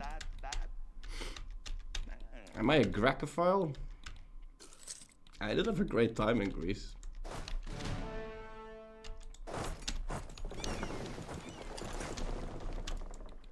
I did have a great time in Greece. Hellenophile?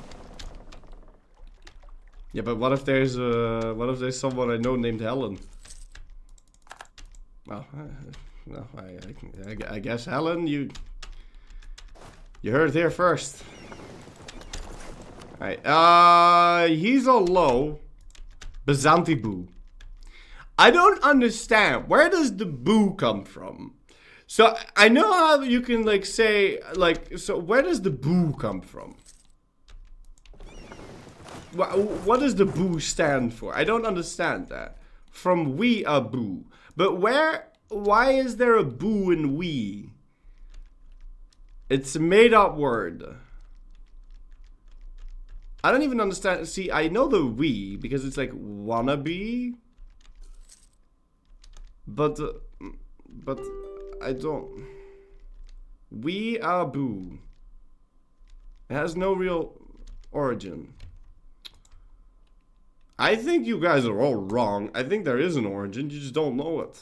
Alright, let's etymology the shit out of this.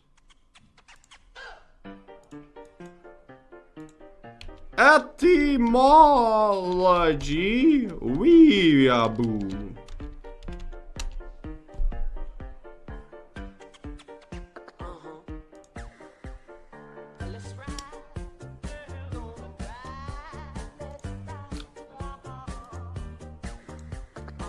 Let's find out if it's actually like has no meaning or if it Japanophilia. Can I make this a little bigger? Alright.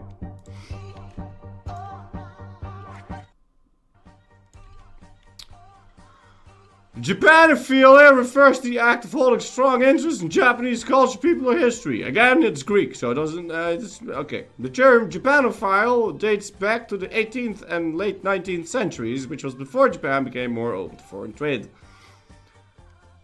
Karl Peter Thunberg and Philip Franz from Siebold helped introduce Japanese flora, artworks, and other objects to Europe, which spiked interest. The Irish-Greek author, who made his home in Japan in the 19th century, was described as a confirmed Japanophile by Charles E. Tuttle Company in their forewords of several of his books.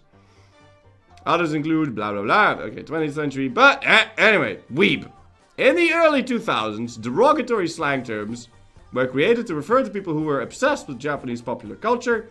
The term Wapanese, from white Japanese or possibly also wannabe Japanese, first emerged in 2002 as a derogatory term for non-Japanese, particularly white person who is obsessed with Japanese culture, particularly anime, manga, visual novels, and light novels.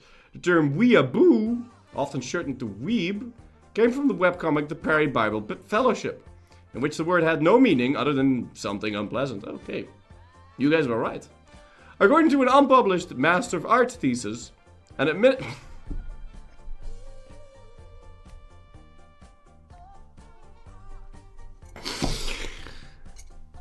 Great source! An administrator on 4chan added a filter on the site to change Wapanese to weeaboo. But users on the site quickly picked up the word and applied it in an abusive way in place of the already existing term Wapanese. Better source needed, you think? The terms weeaboo and weeb, while originally derogatory, have also been reclaimed by some of those whom they originally referred, seeing increased usage by fans of Japanese media to refer to themselves in ironic or self-deprecating fashion. Kim Morrissey of the media company Crunchyroll wrote that the use otaku, person with consuming interest in anime fandom, can be hindered by the belief of some Westerners that its use constitutes cultural appropriation, and it can only refer to Japan. I don't know what any of that means. In a blog post, Justin Safak has argued there's a difference between a weeaboo and someone who simply appreciates Japanese culture, saying that there's nothing wrong with loving Japanese culture, but a person becomes a weeaboo when they start to be obnoxious, immature, and ignorant about the culture they love. Matt Jordan from the Alaska Dispatch gave his opinion that weeaboos blindly prefer the things from Japan, whilst looking down on everything else, despite obvious merit.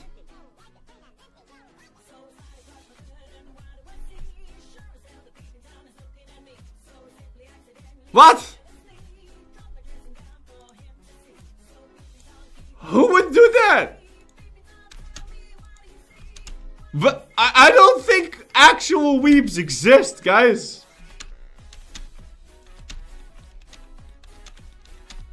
What, you're not gonna eat a potato because it's not Japanese? Because that's what it says.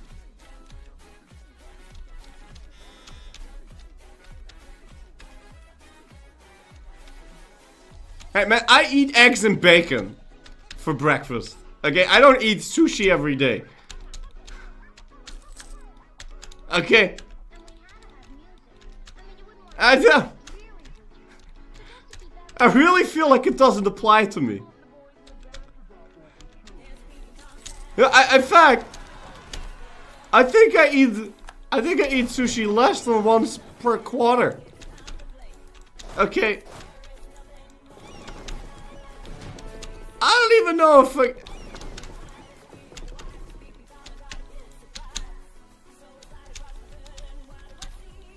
Cause it's saying I should automatically... I don't know, man. Sushi and bacon?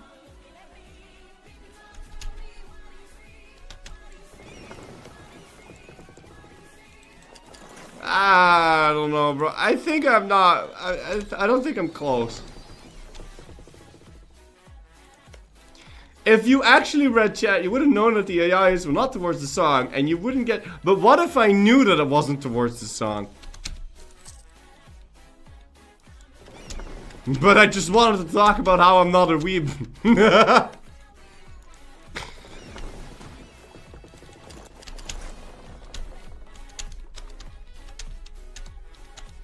Oh god!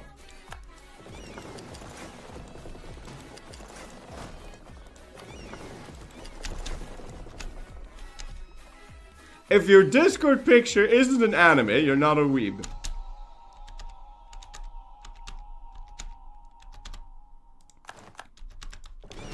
No, I mean it isn't. And I've never played that Azure Lane game or whatever the fuck it's called. Which I had a really tough time understanding. I remember trying to understand what the fuck people were on about. When they were like, yeah, I like the Bismarck. I'm like, what the fuck do you mean? It's a boat, but it's also a woman. But it's also a boat. But I just never really... I still don't fully understand.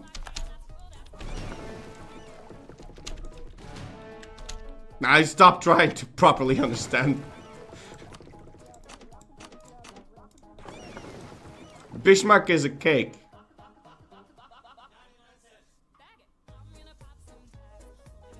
What? No, Bismarck isn't a cake. Bismarck is like green. Right? Oh no, Bismarck is like red and black.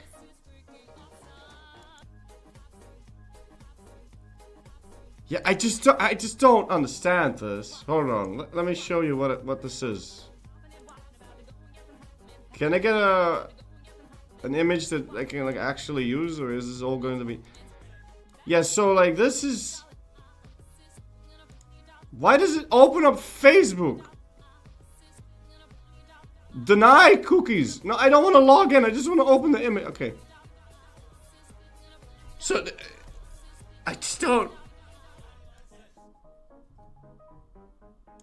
Like this is.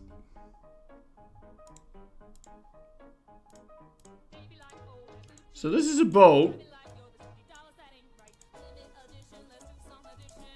Can you see?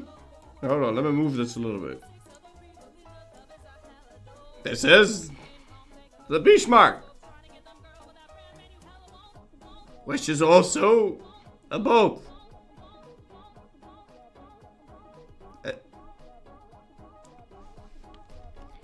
And then you have like aircraft carriers, and they're also a boat.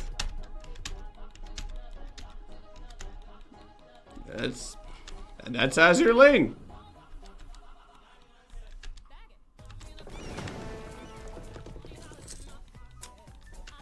Aircraft carriers aren't boats.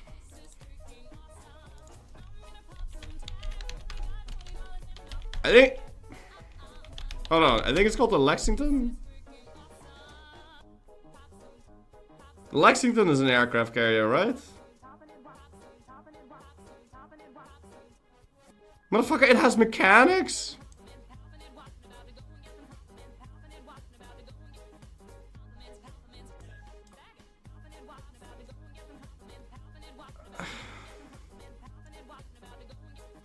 Very complicated mechanics, apparently. Holy shit, I'm looking at the wiki page, like...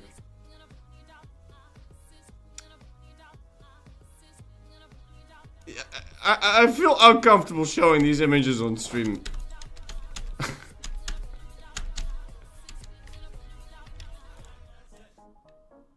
I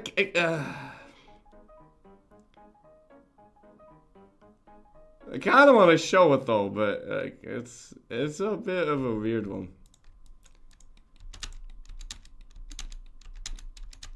You'll turn me into a weeb gacha addict? I'm not gonna play that game. I don't play phone games anymore.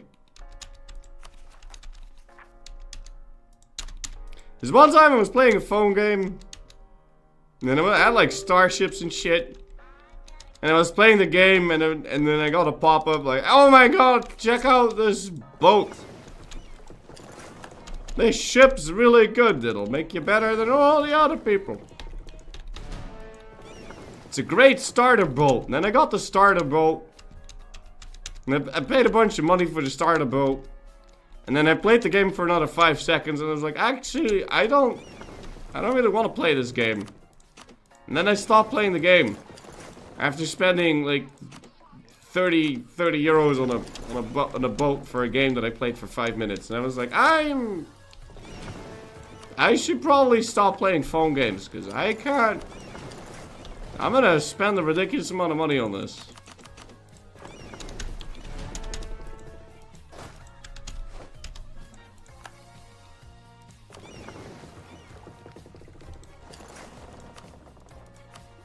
So... that's not entirely what I wanted you to do, but...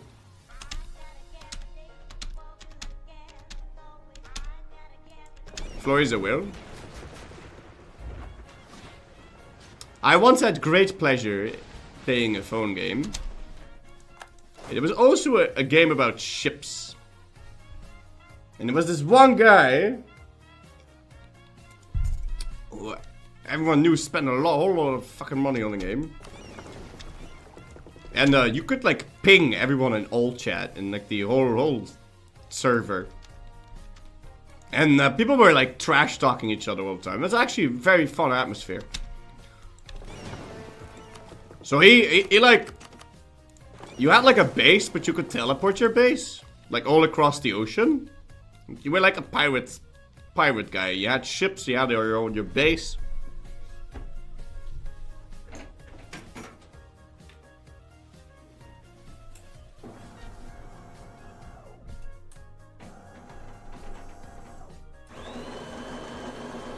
And I don't remember exactly how I did it. But basically, you know how you can like have a shield around your base so that when you're AFK, you can't get attacked, right? You can have like a shield. I think this is how I did it. You can have like a shield. And so we were like trash talking each other. He was mad, and he was like, "Meet me behind McDonald's," you know. So he's like, "Teleport your shit here, and then I'll teleport my base here, and he teleports his base there, and then we attack each other. So you don't have to wait for the boats to like sail all the way across the map." So I teleported over there, and I put on a shield, and you know, he's like, "Put your shield." Turn off your shield, pussy. And well, so I did. Now you can attack with boats. Like you have your ship, and then you can attack someone. But I'm pretty sure you could only attack with like one boat at a time. And he had this like really fucking, he had this fleet of ships. Like it was nasty. So I opened my shield, and he's spam clicking the launch attack button, right? So he could attack with like multiple boats in quick succession, right? So I opened my shield, immediately put on a new one. And well, he launches the attack button, but only one of the boats gets through, because as you know, I instantly put the shield back on. And I sank a ship! I sank a ship, and it was a very expensive ship. He spent a lot of real money on that ship. Oh yeah, and I laughed a lot. Because he was thinking, okay, yeah, I'll just attack, and then second ship will probably mop everything up, and then he loses all of his money. Because you get the raid, you know? And then I teleported away and used the bubble. A bubble is a shield, so you can't get attacked. It was good. I mean, I didn't spend a lot of money on that game. It's a good thing I quit playing after that, though. It was very addictive.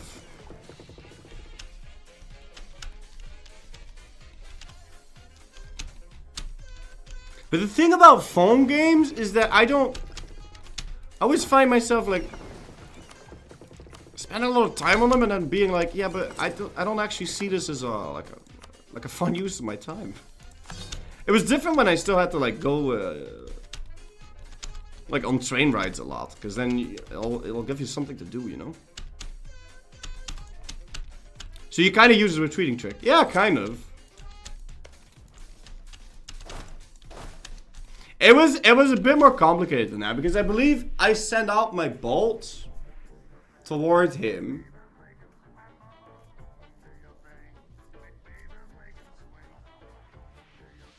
And then when the boats are not in your base, they can't help defend it. But when they are in the base, they can help defend it.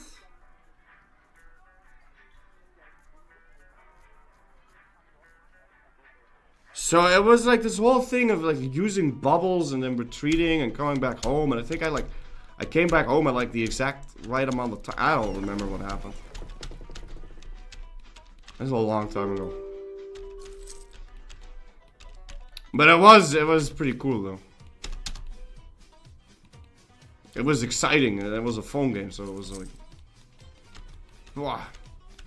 I remember sweating a lot.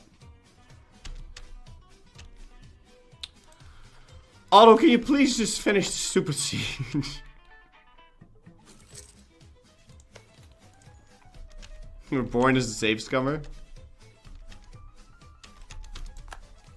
Yeah, I didn't cheat. I used the laws of the country. I used the mechanics of the game. He was doing it. He was trying to do the same thing. By the way. But I guess I just had quicker hands or something. I don't know. Alright, peace out the Ottomans. Very nice. Now I want to get out of this war because I really don't want to be in it.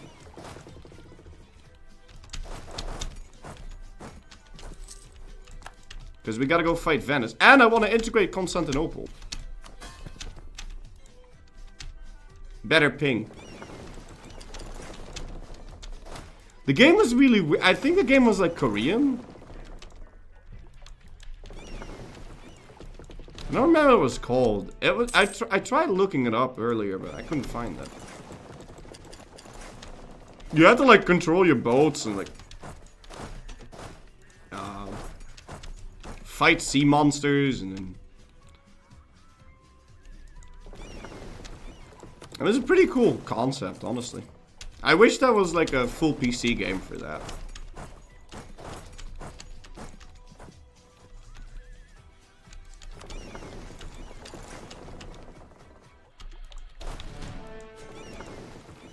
Am I gonna annex you? 4 years. And now I'm making a ton of money. That's hot. I need more cock. Like a lot more.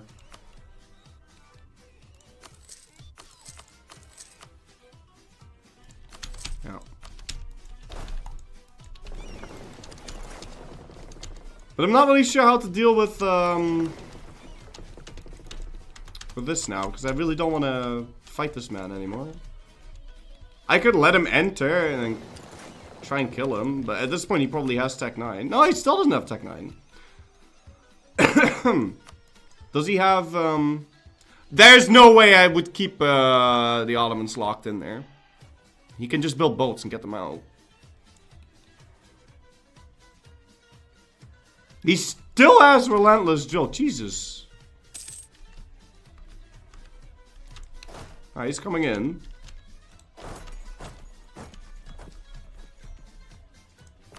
Ja, ik denk het niet zo.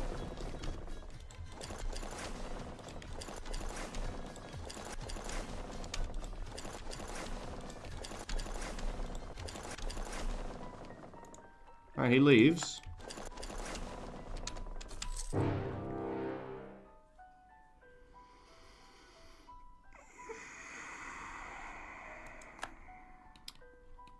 Well, I mean, we all saw that one coming. Now we have to go deal with that.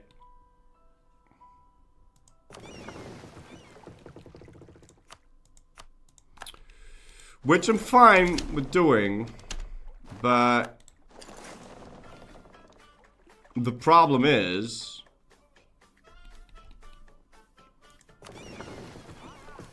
well, let's head over. I don't know if he's like gonna attack these though, because they're his rebels. And I don't know if our navy is strong enough to defeat him.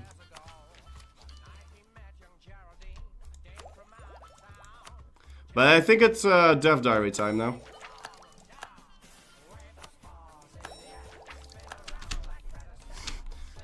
I think it's Death Diary time, guys. Yeah, the He'll leave me alone soon. I got so much worse from battles. He can't get any more. I think he'll leave me here. Well, are you running away? No, I'm not running away. I'm just saying this war's gonna take like 5 hours. I don't think I want to do that right now. But don't be sad.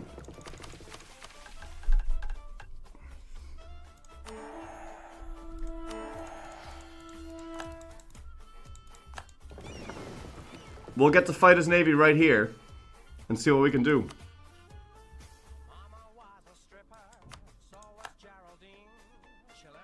Now, let's see what we can do here. If I win this naval battle, then this war's gonna be a cakewalk, so let's find out. I think I'm gonna win the naval battle.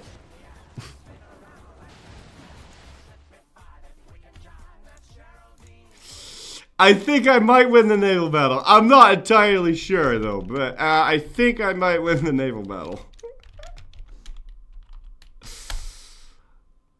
Fetish game alone?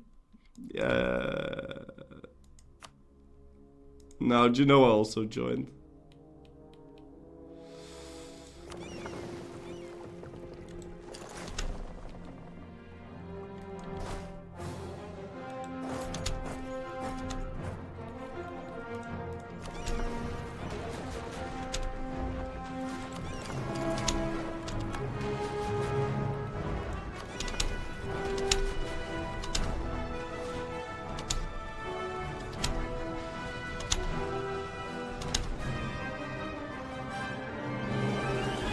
Well, that was Venice.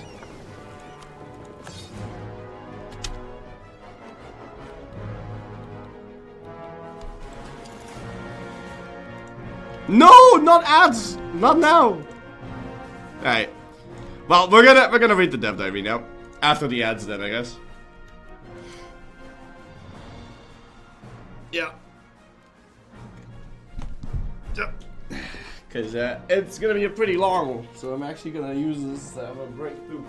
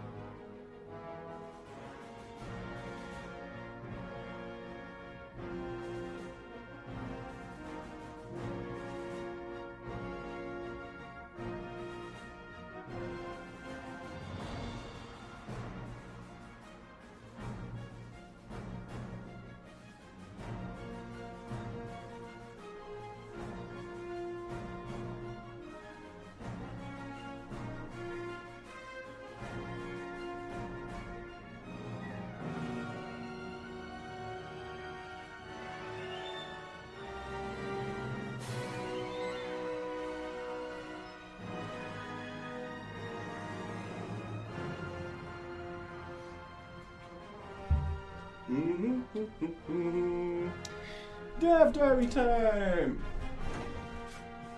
Is there coffee in this? There is.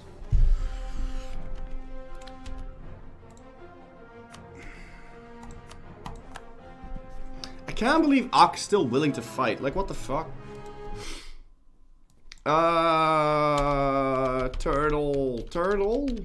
Turtle Station?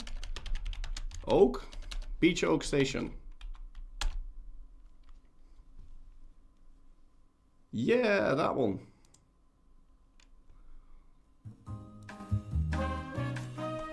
Alright.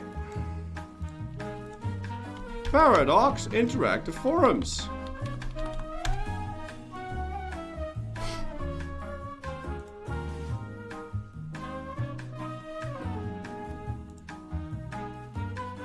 Dev Diary reading. That definitely doesn't work. Dev Diary. And we're gonna cut some stuff off the side. We're gonna cut 250 off the right. We're gonna cut 300 off the left. We're gonna cut 100 off the top. And then we're gonna center this to the screen. And it's gonna be beautiful. And it's gonna fit perfectly. Fuck.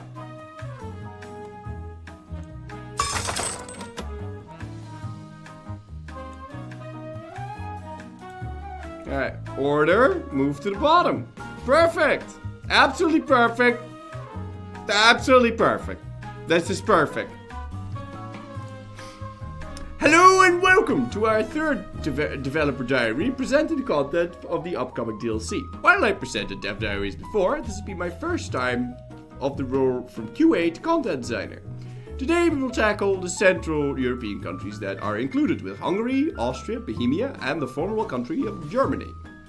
As you can see, all of these countries received some mission trees before the Emperor DLC, therefore we decided that these nations should receive a touch-up, that is, an update similar in scope to that which Spain received during domination. Thus, the main idea was not a total overhaul, but preservation of the core skeleton of their old tree, improving and expanding it where needed and adding additional flavor, as well as important historical things as possible that could not fit in their old mission trees. Hungary in the 15th century was a regional great power, holding off against the Ottomans and waging successful wars against who? Sorry, against Austria, Bohemia and Poland, as well as being a center of a Renaissance, as well as the first countries outside of Italy to embrace it. Whilst Hungary starts with some strong perks, its position is quite perilous due to various powerful neighbors such as Austria, the Ottomans, and Poland. This is why we decided to give Hungary a facelift, bridging the gap between it and the recently updated neighbors, Poland and the Ottomans. Historically,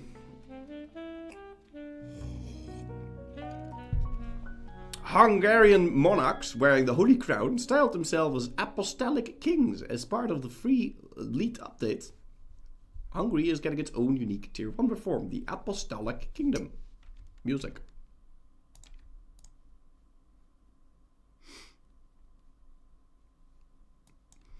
Hungarian folk music.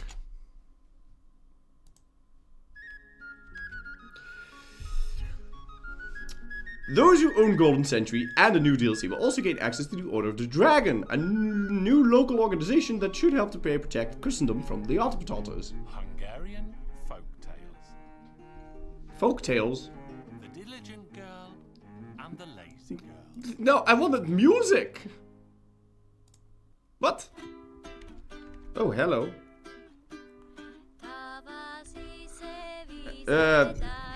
Okay.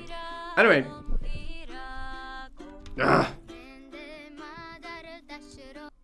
Folk instrumental. Can I get that? Because there's gonna be singing again. Alright. When Pope Sylvester bestowed the Holy Crown of Hungary upon Saint Stephen, he recognized us as the official apostolic legates, destined to protect the nations of Christendom as Stephen's rightful successors.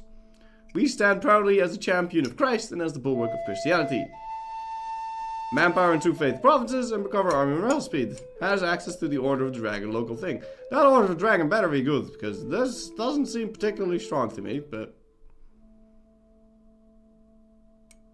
Order of the Dragon! Gain 1 base manpower in every state, local garrison size increases, and local garrison army damage also increases. Interesting. Still doesn't seem particularly powerful, but okay. It's nice that you get free manpower, and garrison size can be nice. And also, doesn't it stack very well with that 1 fort that you have? I don't know. As part of the free update, Hungary is getting about a dozen new flavor events dealing with various things such as cultures living within the kingdom, including Croats, Slovaks, and Transylvanian Saxons. Historical personalities such as Beatrice of Aragon, famous generals of the Black Army like Paul Kinsey and Balázs Magyar, and even the hunt of Juraj Janosik, a Slovak bandit hero, and Urmus, a legendary figure of their folktales. You also get additional government reforms such as employing the Cumans with a unique attribute giving you the ability to build a TC in feudal age, and also a siege workshop if you want, giving you bonus armed tradition whenever you stack web enemy armies. Very nice. I can't read this. Employ the Cuman lances. The Cumans for centuries. Hey, cool, bro. Over 20% cav cost and 25% cavalry to infantry ratio. Yeah, boy. Full horses. Let's go. Overrunning armies now grants 0.1 bonus army tradition. Seizing land for the nobles doesn't trigger noble rebels. And embracing an institution gives you 100 of everything, and you get that at tier 3. That's pretty sexy. I like it. What is all this? I'm not going to read that. We'll read that if we ever play Hungary. Before we delve into the mission tree of Hungary, a quick note about the Hungarian national ideals. We decided to move some of their ideas into other content, like the Apostolic Kingdom reform, and replace them with other modifiers to deliver a better experience and some room to revive your inner Magyar spirit. 20% cav combat ability. 25% cav to infantry ratio. That means if you pick this, you get full horses. If you pick that government reform, you have full horses. I like it. I like it a lot. Global unrest. This is very powerful. This is really strong. This is really strong. I like it. When it comes to content, the new Hungarian tree consists of 42 missions, which is about twice the amount of their emperor counterpart. You know what? I never played as Hungary. I just realized I didn't even know Hungary had a mission tree. But you can't form them, so I generally didn't. Yeah, no, I never played as Hungary. Anyway, we preserved the main skeleton of the Emperor tree, expanded it where it was lacking, and restructured it a bit. So, for example, going against Austria does not require you to deal with Bohemia first and more. Aha. Deal with Dracula. Weaken Poland. Make universities. Patron of the thing. Jagiellonian Union. Teutonic Advance. Heirs of Ruthenia. Strong government. Sounds good. First of all, Hungarian economic relations were massively expanded and now deal with a wide variety of topics ranging from economic development, religion, and cultural progress. But also ethnic tension, which started mounting up by the end of the game's timeline. That's true. Yes. That's because in, 19th century, people started being all like, hey, fuck, I'm Bosnian. I should have my own country. Before then, like fucking peasants. Don't give a shit about who rules them. It's good. Anyway, this branch includes rewards such as important historical personalities as advisors and state privileges, as well as upgrade for them. The ability to pick a new trade good and pashed. Or unique bonuses such as gaining government reform when unlocking national ideas, or getting monarch points refund on technology progress. What the fuck? Oh god. Okay. If we complete this mission, you get... upgrade that. Or you get Grand Orthodox Autonomy to be better. Okay. Great City of Buddha. You get taxes, trade power, prestige. And you can pick iron, copper, cloth, or glass. Huh? Imagine getting glass and then firing faceting as well. That's sexy as hell. Expand the free royal towns. You get +1 possible number of manufactories, dev cost, and 50% goods. It's only 20. No, it's perfect. It's permanent.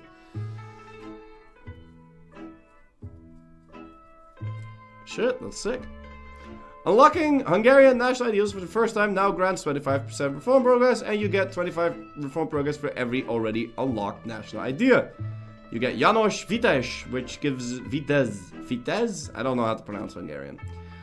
You get a chief advisor. While our ruler has 12 total pips, advancing in technology, refunds, admin, dip, or mill. Sick. And you get institution spread. Okay. Expand infrastructure, cost goes down, centralized state goes down. Strengthen the government. Centralized against stable. Oh god, it's France all over again. Okay. That's good. Moving on, the next branch deals with the expansion into the Balkans and Poland. The Balkan branch will grant you subjugation CBs on Balkan tags. And should you establish buffer states in the region, you'll unlock an empowerment of the strong duckies. Quack! Polish branch finally adds massively requested historical friendship between the nations and also grants you a PUCB on Poland, or a modifier that helps strengthen the friendship. Restoring the Jagiellonian Union will then allow you to expand further into the Baltic and Ruthenia regions. Good.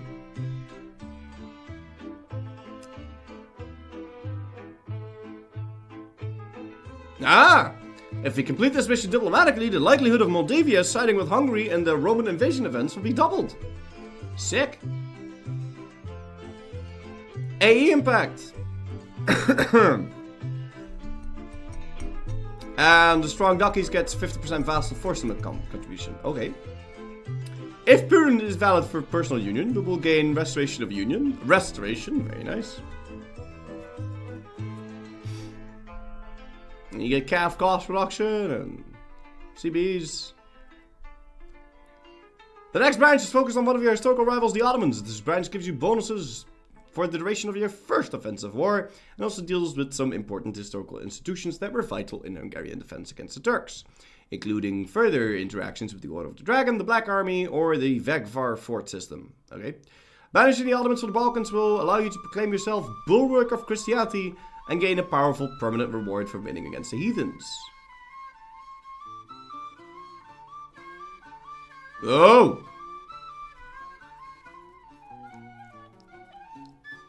Wow. Wait, what? Unlocked an ability estate privilege Vegvar system, granting 25 fort defense and negative 50 fort maintenance on all border provinces with a fort. Okay. Recruiting the Black Army Company mercenary now grants 1 armed professionalism. And you get the Black Legion till the end of the game. Okay. Bulwark of Christianity gives you AE impact and missionary strength. And winning wars against heathens now grants 10 PP. Aha. What's going on with Florey's double mouse cursor?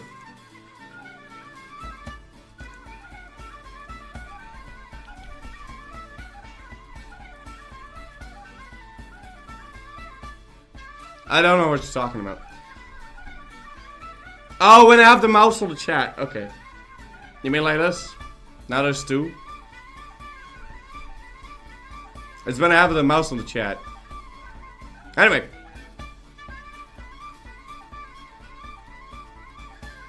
Permanent claims. Annex subjects. What? Oh, sure, why not? Restoration of Union CB on nipples. Yeah, it's...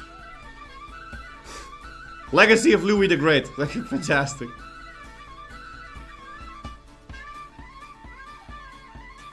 Integrating a subject no longer gives -3.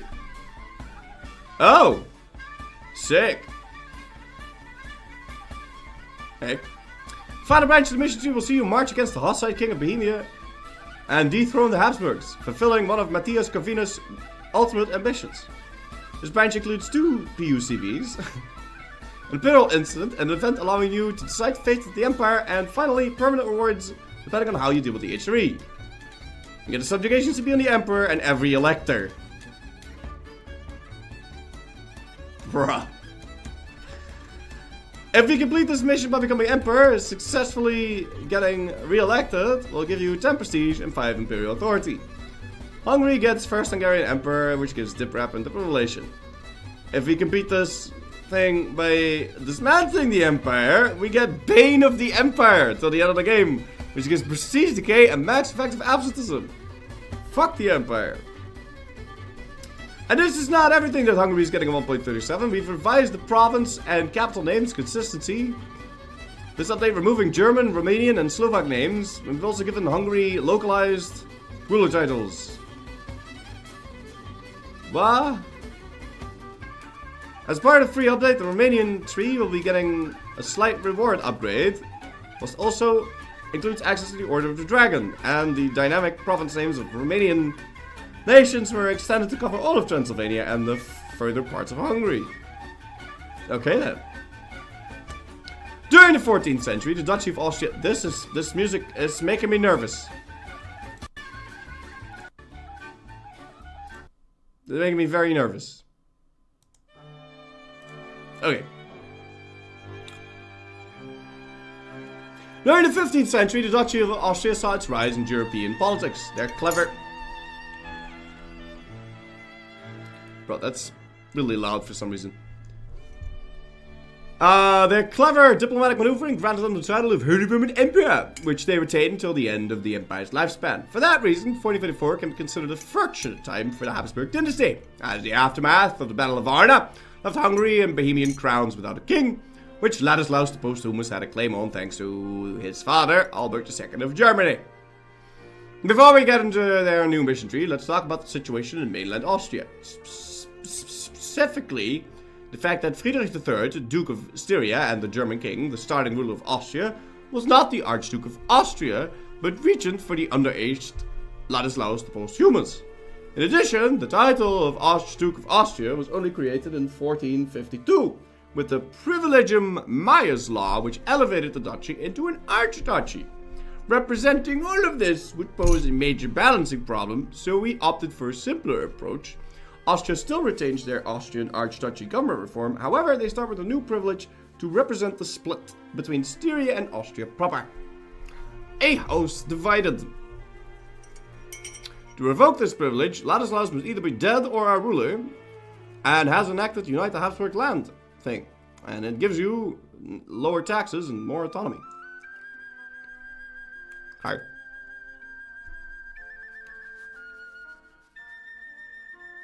Bruh, 40% crown land? Oh my fucking god. Okay.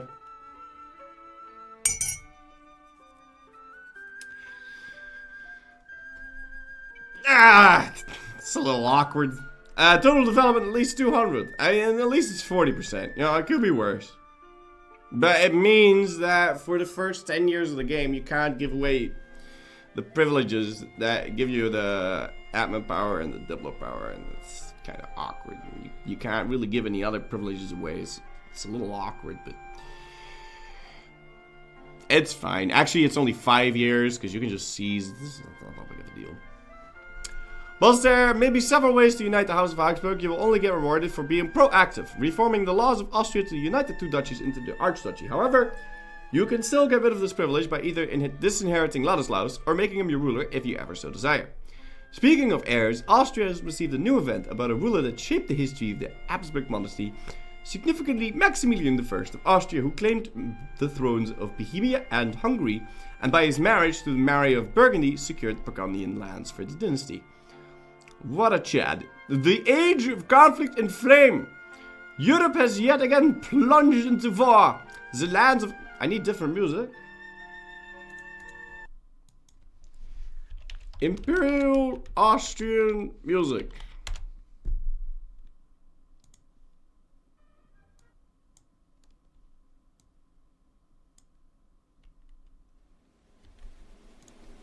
Okay.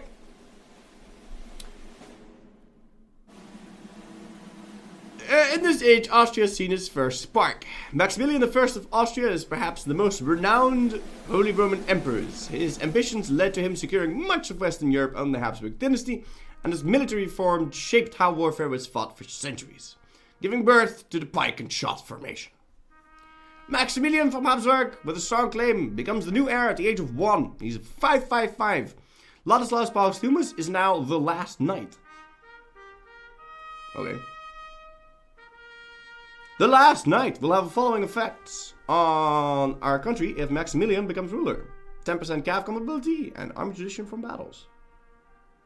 Oh wait. The event can only fire from the year 1460 until the year 1500 and only triggers when you don't have an heir, as we do not want your current heir replaced. Specifically, Specifically, if Ladislaus is still the heir to the Austrian throne. With his capable leadership, he'll be able to help you complete some of your missions, but that is for later. It should also mention that Austria received several additional events claiming their historical territories, such as the land of Scilly and Trent, as well as the universal empire that the Habsburg established. Lastly, there is a burgher privilege for the Austrians about one influential Swabian family, the Fockers, which served as economic allies to the Habsburg, which gives you interest per annum reduction and trade efficiency. Very nice. With the starting position, that event was nice. Back when it had that event. With the starting position changes now covered, let's delve into the new Austrian mission tree. Austria had already received attention back in the Emperor DLC. However, with its neighbors receiving new trees as well, it only made sense for the tree to be modernized. The character of the old tree remains the same, just that the layout... Oh, I will hope they change that fucking mission at the end. Alright. Bunch of crap, bunch of branching missions. Ooh. Aye-yay-oh! Let's speak about the conditions of the old skeleton first. There is now a small branch dedicated to the spread of the Habsburg dynasty in Iberia, considering the influence the Habsburgs left on the region. One of the priorities for us to include now. Secondly, the layout has been changed so that you may no longer be forced to conquer certain areas before you can go into another one, such as having to conquer Croatia before you can expand into Italy, or having to conquer Switzerland before you can expand into Burgundy or France. Most of these changes are meant to give the player a more flexible experience, having the ability to focus on one area, or maybe several at once. Branching part of the mission tree will offer you two choices in dealing with the German lands and the Holy Roman Empire. May you choose to restore the Holy Roman Empire to its former glory, or will you try to use the title to try and unify Germany through force? Blut und Eisen.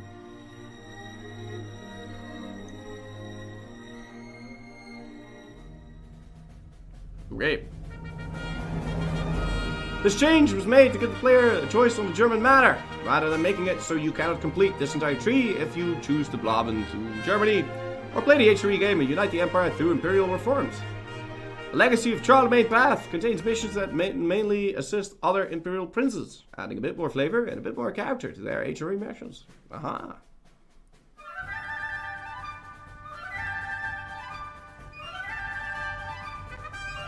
Gain imperial authority and trust. Or you get...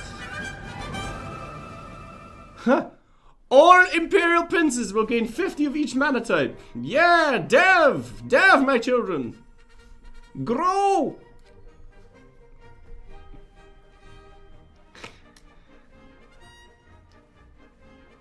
Imperial authority growth modifier plus 5%. 5 random princes get dev cost.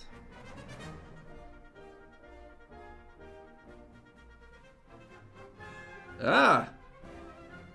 Okay then. Strong duckies will now give income from vassals. If it was centralized. If it was decentralized, unlocks the Imperial War Leader nobility privilege, which gives you morale of armies and army tradition. Aha. The German unification path, however, revolves around some of their historical acquisitions as well as some other historical flavors, such as adapting to Prussian army reforms. You get willpower, goods produced, more salt. Nobility, whenever we go to war, what is the point of that? Okay. Whenever we go to war, the nobility and officer corps privilege will grant 10% morale of armies. Yeah. But you don't need it at peace. But I guess you can't use it to fight rebels then, but whatever. Austria get Hauptkriegs perform, which gives yearly army tradition and army drill, and you get Friedrich Wilhelm from Haugwitz, which is cheap advisor. Ooh, remove the admin technology requirement to form the German nation. I love that shit. Good. Austria gains Restoration of Union CB on Castile.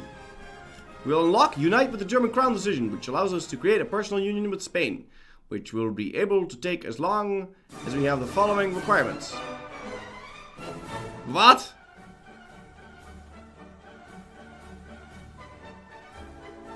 What? Trust 80 Relations one, you just get it? Did just give it to you? I mean, 80 trust is a tall order, but...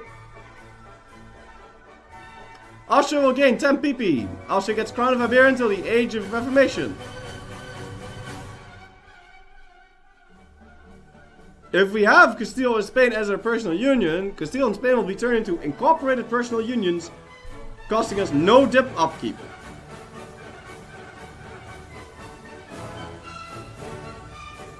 Such a union may seem strong, however, like in real life.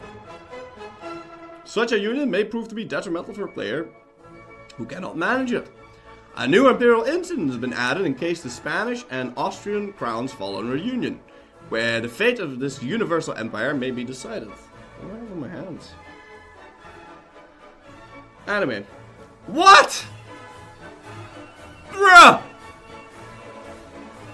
We will not listen to foreigners as to how big our realm should be. Austria will gain 25 AE with all of the imperial princes. Austria will lose 75 opinion with all of the imperial princes.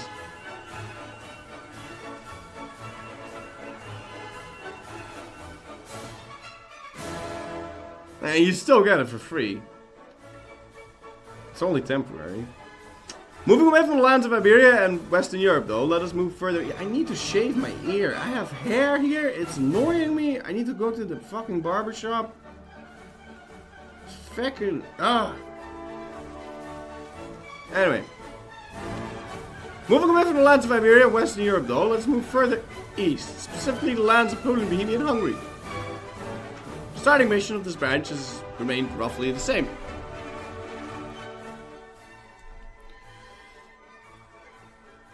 With this addition to a reward, it will be possible to gain the Crown of Bohemia either through conquest or through personal union, and depending on how it is completed, you will gain a different reward fitting that playstyle.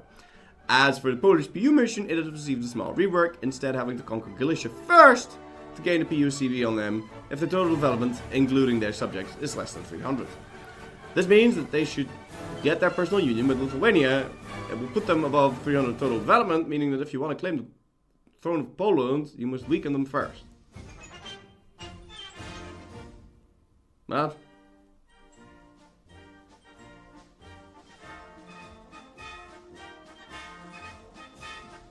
Right, so you gotta PU Poland. You gotta weaken Poland to PU them. And their subject? Motherfucker. Okay, well. So you don't exactly get Poland for free then. Now to finish off the major conquest changes, let's look at the Balkan parts. Whilst what you have to conquer there remains the same, there have been new additions to some of these nations. For starters, Hungary can now become an incorporated personal union. What is that, you may ask? Incorporated vassals and incorporated personal unions will be unique subjects that Austria can establish, making them cheaper to integrate.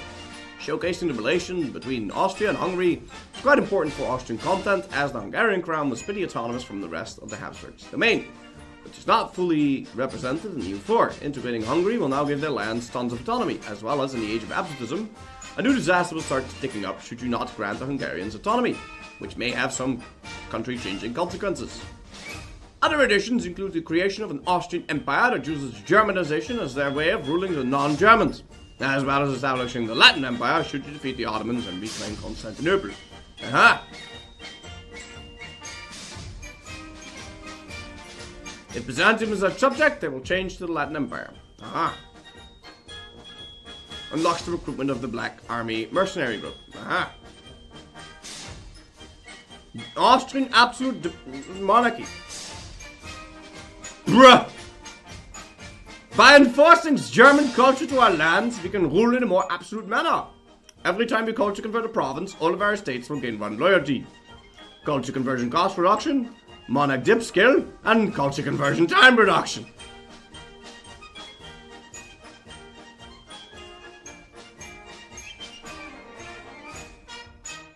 Well then. Time for some re-education, apparently. Moving away from conquest, let's look at the remaining part of the tree, where a lot of the Austrian flavor lies. Whilst the Habsburgs are regarded as some diplomatic masterminds, it was not their only accomplishment. Maximilian I had left a legacy beyond that of the pen, as he promoted the new pike and shot formation whilst fighting the French in the Low Countries. As his nickname implies as well, he was a model ruler for any European king at the time. For that, there is a mission around that theme, the Last Knights of Europe, which will reward you for completing it as early as possible as you gain strong bonuses in the Age of Discovery.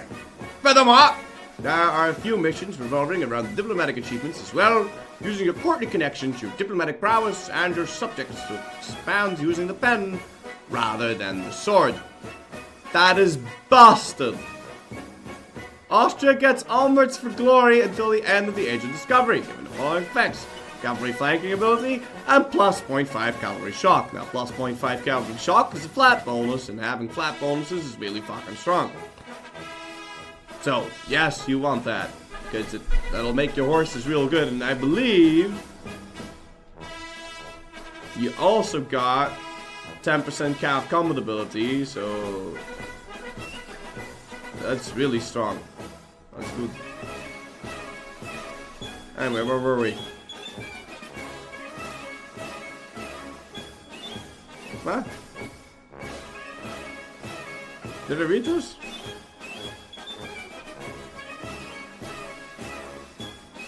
Ah, here we go. Balance of power!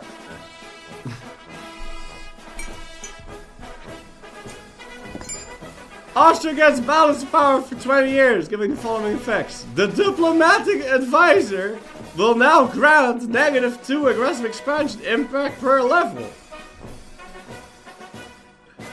The diplomat! The one you already use when you're... That's pretty good. But I don't know, is that permanent? Because I don't know, because it says balance power, right? But then the second line is, that's permanent, right? Anyway, unlocks the von Habsburg's connections, nobility privilege, which at max loyalty will grant +2. What?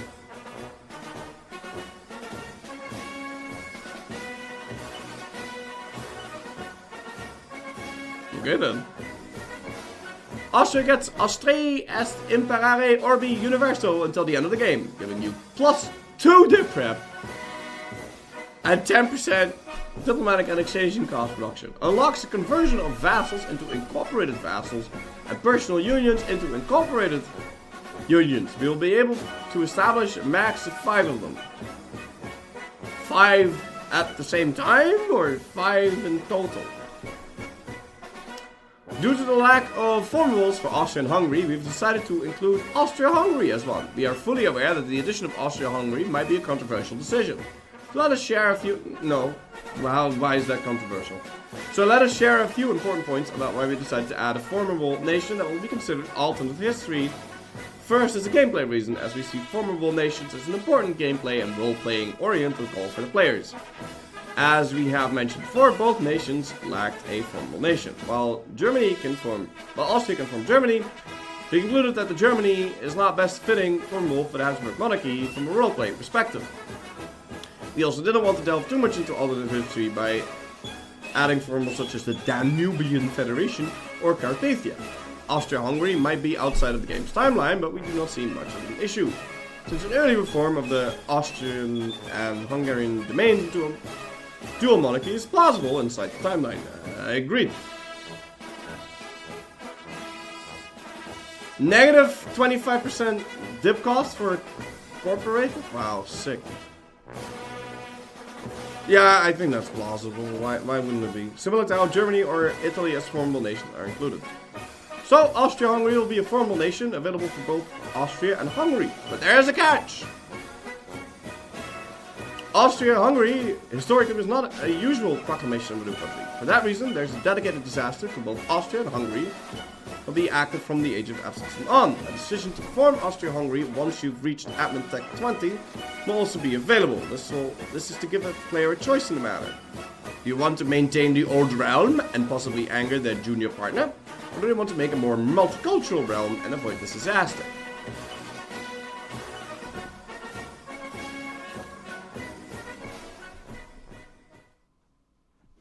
I thought my phone was ringing there.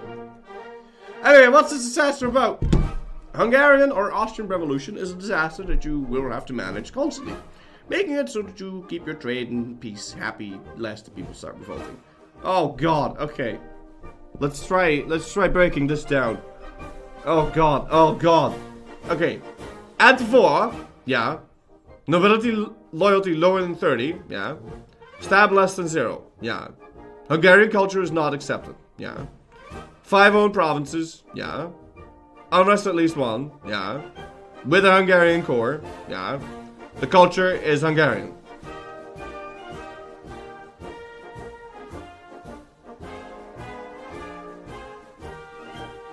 Yeah, okay. War exhaustion at least 5. Yeah. Stability 3. We'll slow it down. Yeah. Okay. Once a disaster triggers, the rebels will start spawning in your non-primary culture provinces. The way to deal with this disaster is quite simple. Slaughter them. And get to +1 stability. If the rebellion turns out to be too much, then the choice of compromising with the revolutionaries is always there. Speaking of outcome, the disaster has 3 outcomes. The revolution is crushed, but the rebellion is completely stomped out, allowing you to centralize your Hungarian and Austrian lands. Compromising with the nobility, where you create an Austro-Hungarian state by agreeing to elevate the Hungarian-Austrian crown to the same level as your realm. Or the victorious revolution, where Austria-Hungary becomes freed and your realm is humiliated. Aha. So either you lose, or you win, and then they will lose 50% autonomy. And for 50 years they get taxes and manpower. Or you can compromise, and then you get... You can compromise, then you can form Austria-Hungary. You gain Hungarian as a nobility privilege. Hungarian nobility privileges will be granted to nobility.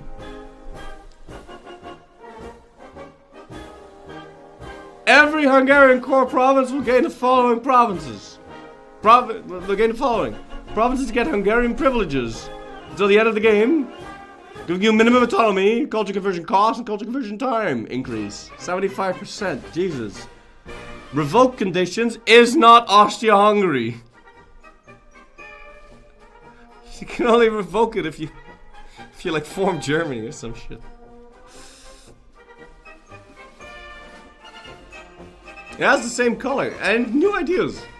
The Hungarian counterpart of the disasters is the same, just instead of Hungarians, it's the Austrians. In addition, Hungary will be able to become Hungary-Austria instead, and the rename that is optimal for the player. Hungary-Austria? Yeah, cause fuck the alphabet. Anyway, similarly, Hungary will be able to retain its Hungarian color if they choose to. Lastly, we know that Austria-Hungary color is too close to that of Austria, so we'd like to hear your opinion on what color would suit them better. No, just keep it white. It makes the most sense. You can make it like a slight shade of green maybe, but then there's too much green because you're next to the Ottomans. Maybe like a beige. What about beige? You know, like a bit of a Würzburg color? Yellow? Beige is boring. Red!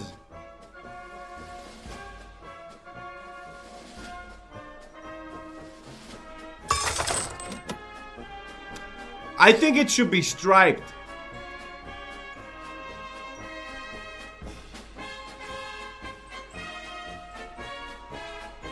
I'm the first striped nation in the game. Right, the top bit would be red, the middle bit would be white, and the bottom bit would be red and green. So it's always lucky. Cause that won't look bad at all.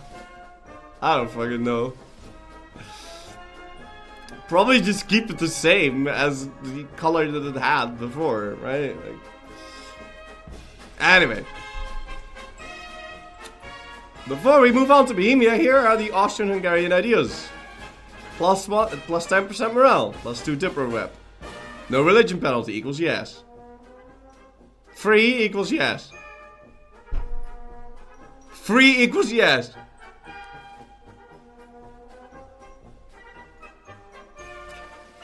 Austria first. From now on, it is going to be America first. Austria first, 5% discipline. Manpower in accept culture provinces, 30%. Global trade goods modifier, 10% goods produced. -1, global unrest. 20% state governing cost. That's pretty powerful. 20%, 25% global. Okay. It's alright. It's good. It's decent. It's decent. It's good. It's up there. It's strong. It's not like Prussia strong, but it's pretty damn strong. I like it. It's good.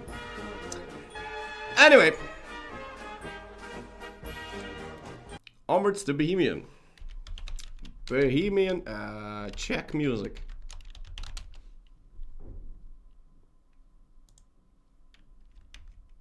Right. In 1424, Bohemia was slowly recovering from the massive impact of the... Can you stop singing, please? I'm trying to read. Nope.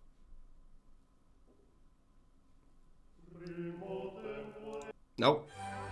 Nope. No. My own.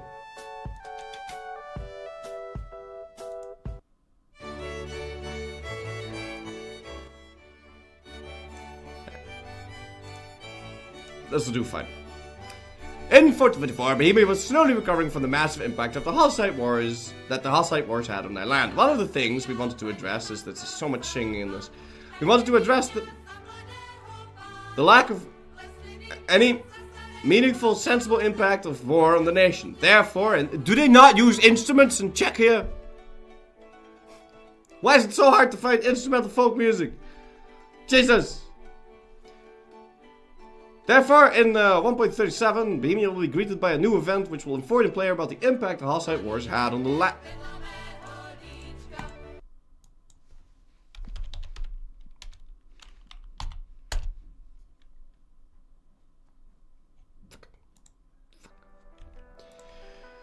Good.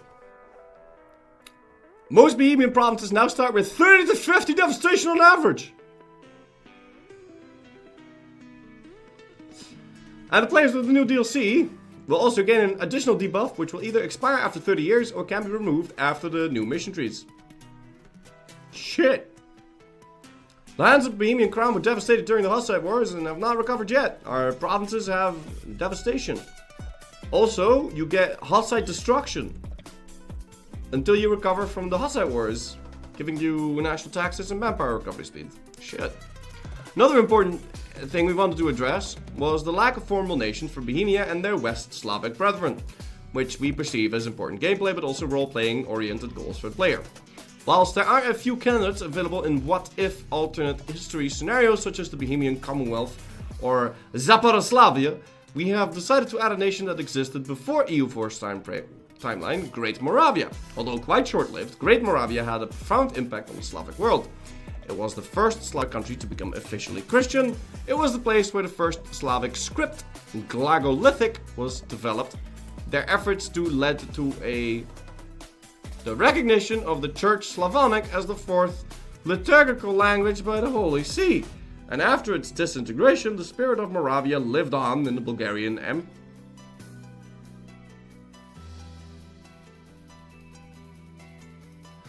Empire. Due to its historical importance, we felt like it was an ideal pick for formal nations, although nowadays Czechs perceive it as their country. Bohemia was not really a direct successor to Great Moravia. It was briefly ruled by it, but quickly became independent following the collapse of Moravian authority.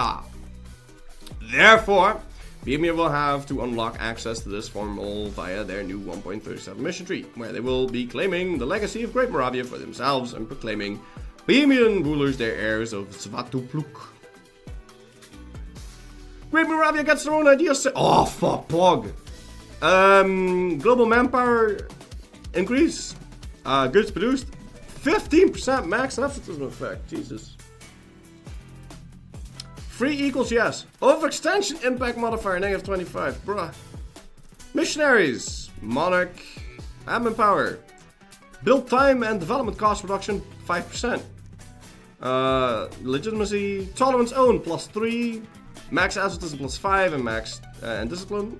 Hey, that's pretty good. It's pretty good for like a world conquest or something. On the other hand, the two founding principals, Moravia and Nitra, will receive access to Great Moravia as part of the free update without having to unlock it first. Although we didn't have the capacity or time to give them a fully fleshed out tree, we've given Moravia and Nitra a short shared branch of 5 unique missions which should help you form Great Moravia and make your Great Moravian achievement run a little bit less painful. Why? We love pain. These 5 missions are also included in the free update. Yeah, make it easier, bro. Now let's move the Bohemian tree itself. It will consist of 33 regular and 3 branching missions, which means that the tree is roughly double the size of the Emperor tree, as mentioned in the beginning.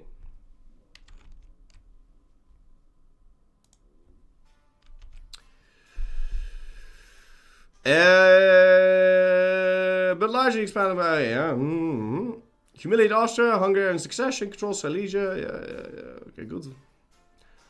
First part of the mission tree deals with conquest. The permanent claim on... Oh, shit.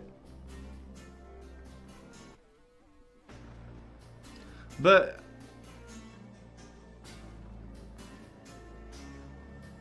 What?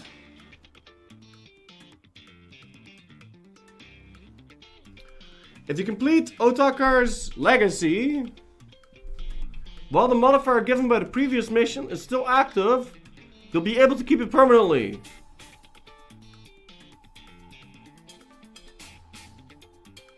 But what do you need to do that mission? Permanent negative 10% CCR, yeah.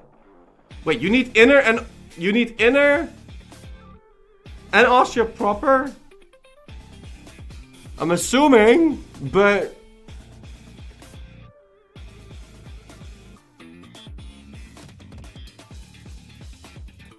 bruh.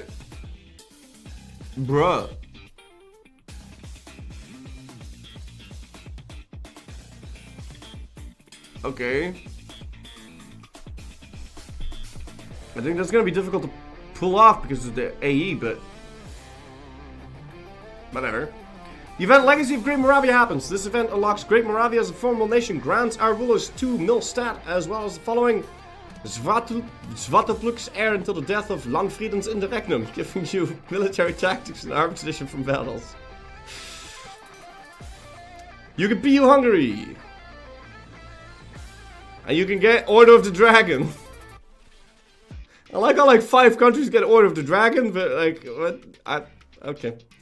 And you get a claim on all provinces in the Carpathia and Balkan region owned by the Ottomans. In-game.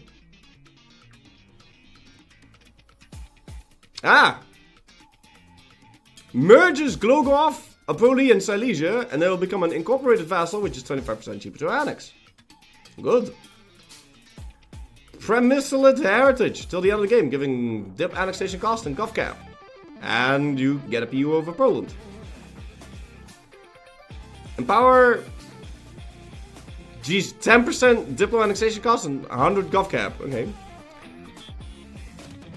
Lion of the Empire.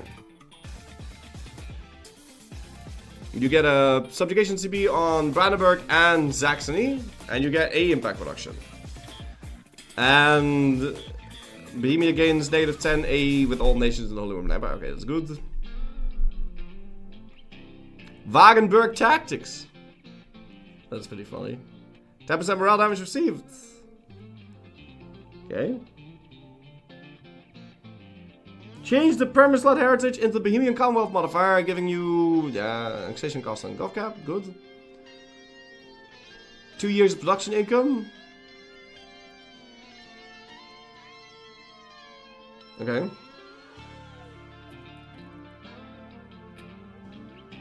Okay, you get Splendor.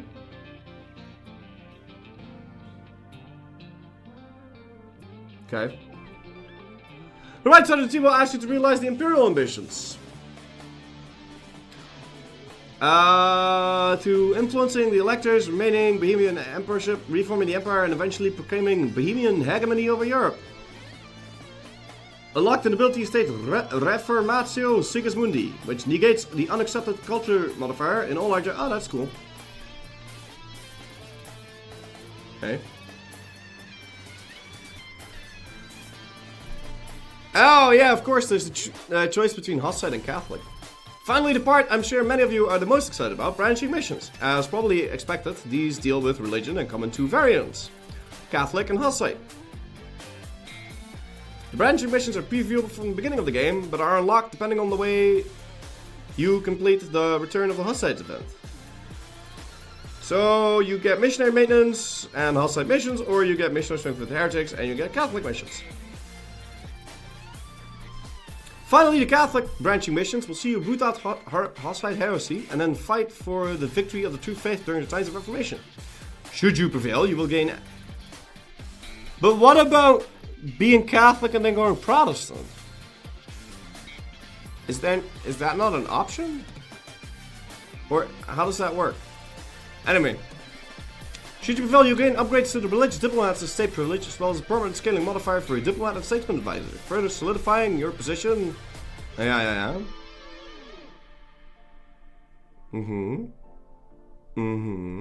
Okay.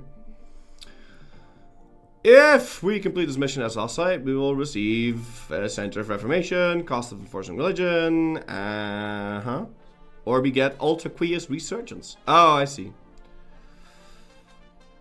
Yeah. Rekindle the Hussite Wars aspect of faith giving CB against neighboring heathens and heretics.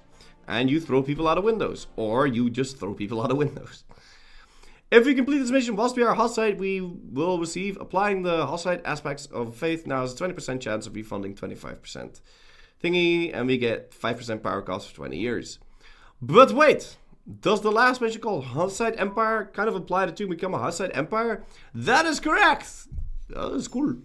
On 1.37, we are adding a new Imperial incident called the Hussite Protest, which works the same way as the performed incident added way back in Emperor. Bruh. That one's so hard to pull off though, but okay. Should Hussite become a majority religion in the Empire following a Protestant victory, the event will fire, allowing you to make Hussite the official religion of the H3. Yeah, that one was fucking difficult to do. And this is far from over, since we can't show you everything in the DDs. We also want to leave Okay.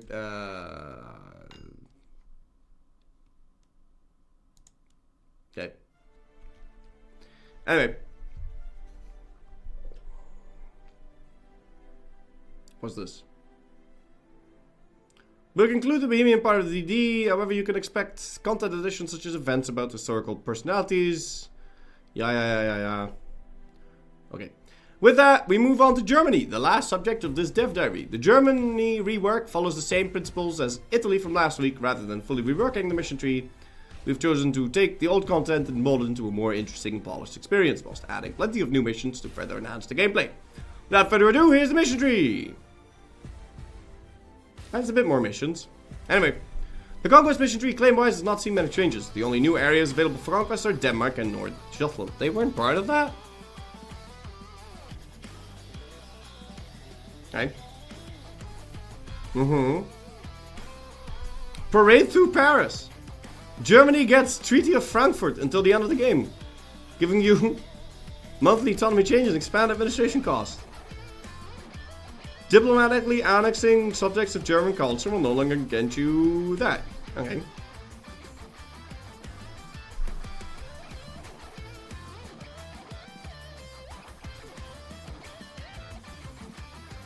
And you get PP. You better Junkers. Or you get max promoted cultures and promote culture cost. Permanent claim of the Baltic, Scandinavia, and Carpathia region. If Marlborough capital is not at least significant, it will be upgraded to significant. But you already own all of this land. What do you need the fort for? Whatever. Germany gets CCC and high stream and cost reduction. And you lose autonomy. The overseas missions have seen the addition of Found Wilhelmshaven mission, but otherwise structurally the same. allowing you to get new naval doctrine, the Scramble for Africa, giving you tools to take over large portions of the continent, and the Overseas Empire, allowing you to establish a treaty port in China. Unlocks the Claim a Peace CP! Claim a Peace! Claim a Peace CP on countries owned by Western or Eastern Tech Group countries in Africa, allowing us to take their African provinces for 75% of the cost and aggressive expansion.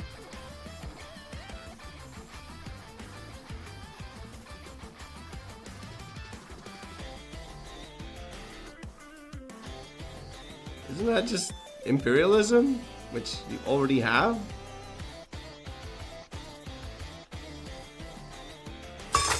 Unlock the Scramble for Africa CB on African natives, allowing us to take their provinces for 90% of the cost. Yeah, it's 75%. And then, well, whatever. Anyway.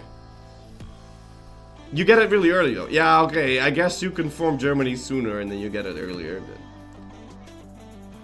yeah, you can become Germany sooner now, but if you become Germany sooner, are there going to be Western or Eastern nations in Africa? So I guess you can use the Scramble for Africa one, but... nah, whatever. Gain 0 ducats. Haha! Very nice. Most developed own province in the China super region, that is coastal. Laizhou gets the modifier Treaty Port. The Treaty Port modifier also requires us to have a merchant in the trade. Okay. Oldenburg gets renamed to Wilhelmshaven. Get a new heavy ship flagship in Oldenburg. North Sea Port. Burn the wooden wall. Ah, 5 mercantilism. That would cost to promote mercantilism. Oh, that's so good. Unlock to promote mercantilism state privilege for the burghers, giving us bonuses depending on our mercantilism. Oh, I got ads. Jesus. Took an hour? If you have over 90% mercantilism, we get goods produced. 90 mercantilism. Unlock the customs union. Ah. Very nice. Rossi Boris will be able to get coal with manufacturers, institution, and 21 admin power. I wish I saw that so I could have snoozed it.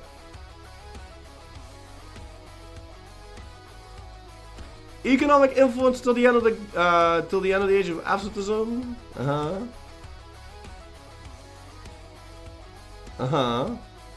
Iron Fist.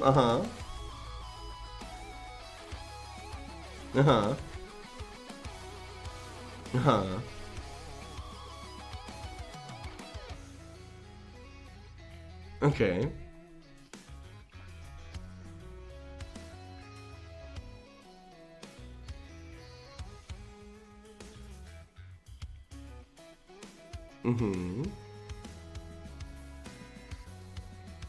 Culture conversion cost. Ah!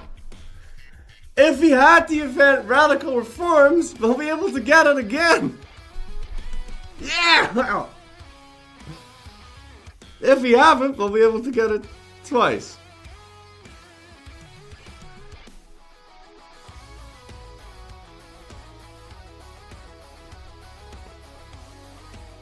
The most sought after remains the Kaiserreich mission, which gives you the following government reform that depends on our primary culture will be unlocked.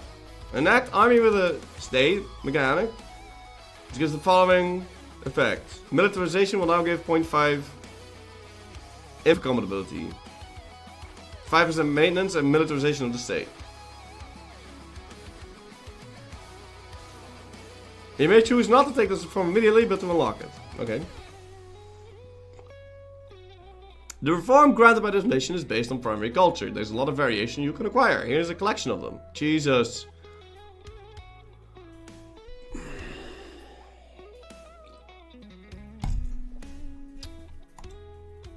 I can't. Oh God. Okay.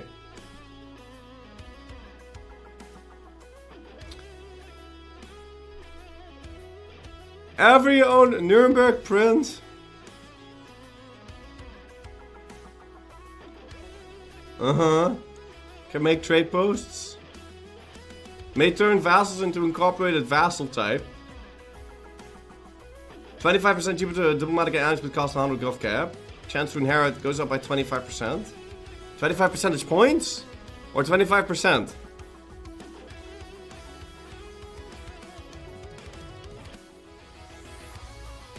This is 25%. Seems fine.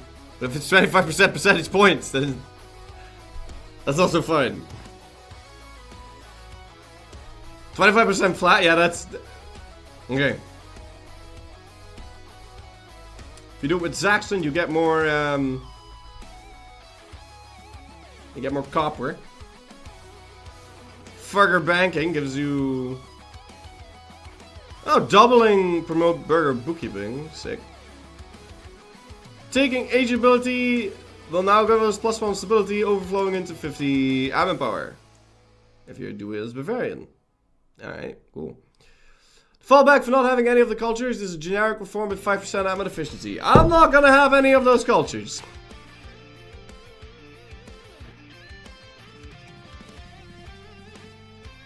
I'm gonna switch to French.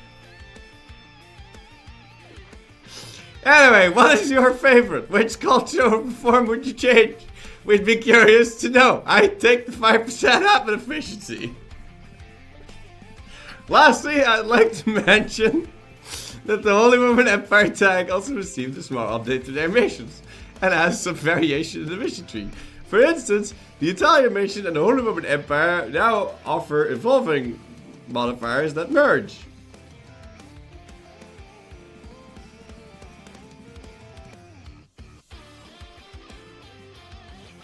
What?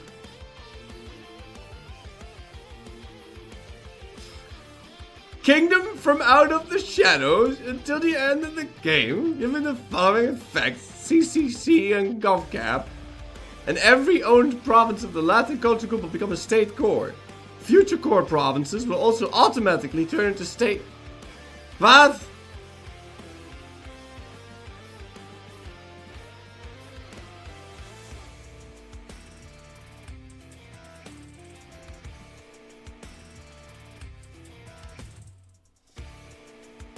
So if you make a territorial core, it instantly becomes a full core?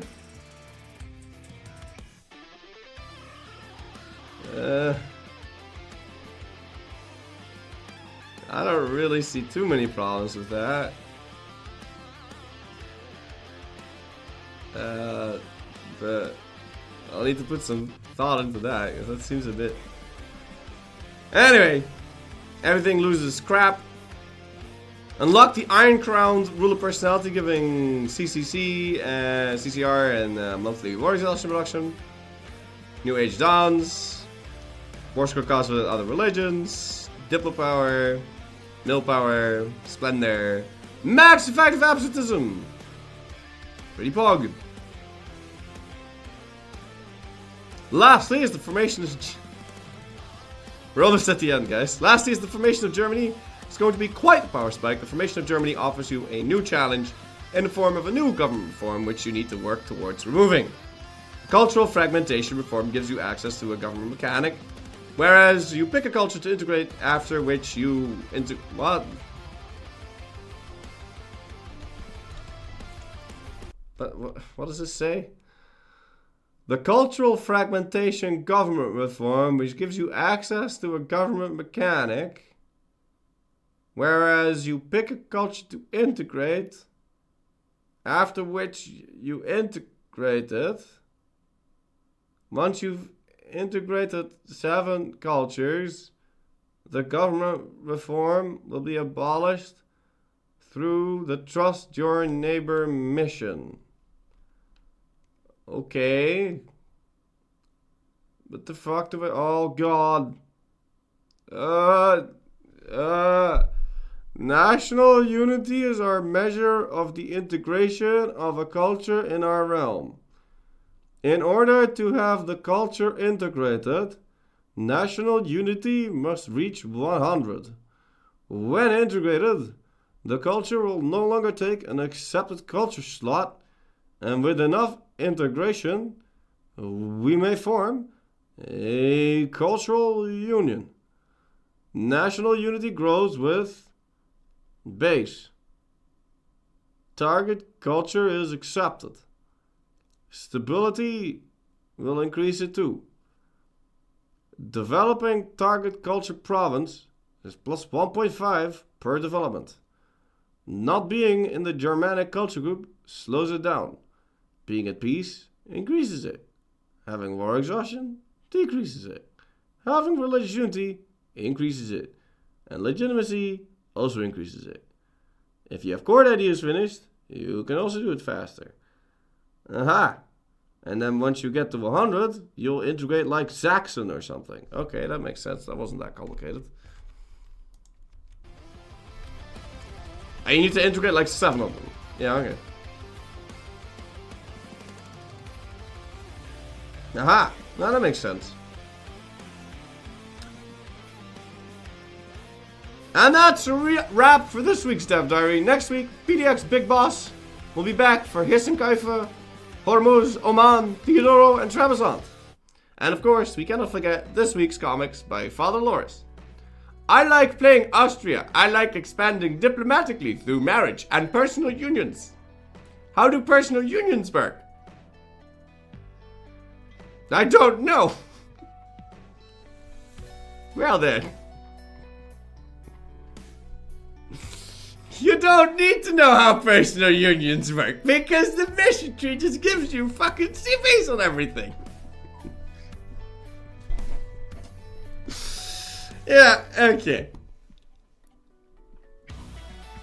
Well, somehow Emperor has returned. Yeah, it's true. It feels like it's Emperor 2. 16 times the units. Alright, well. That was cool. That was some cool shit. They're very big nations, though. So I'm looking forward to the Moravia bit, but I'm also very much looking forward to playing a game of Hungary, because, and of course, Austria is formable, so that's cool.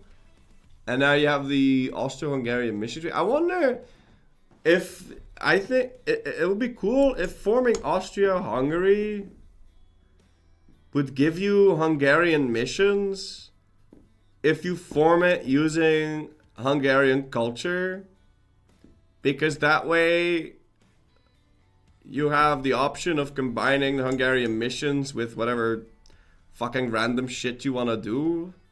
Sometimes you want to stack a modifier like lightship cost reduction, and a lot of the mission trees are locked behind countries that you can't form, and you can't form Hungary, so it'd be cool if you form Hungary, Austria, then you get... Obviously Austria's been a formable...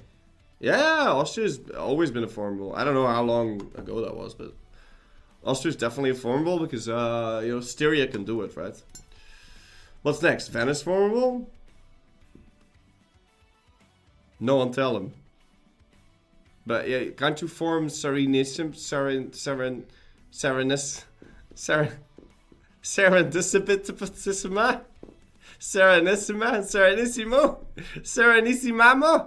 Serenissima, mamma mia! What's it called? Serenissimo? Serenissima? I don't fucking know. Serendipity.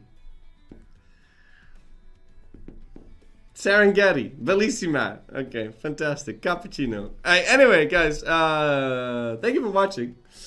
I will see you guys again tomorrow. Tomorrow we're going to continue Reverse Switerlake. I hope you guys enjoyed today. And we'll see you guys again tomorrow. Alright, bye-bye, guys.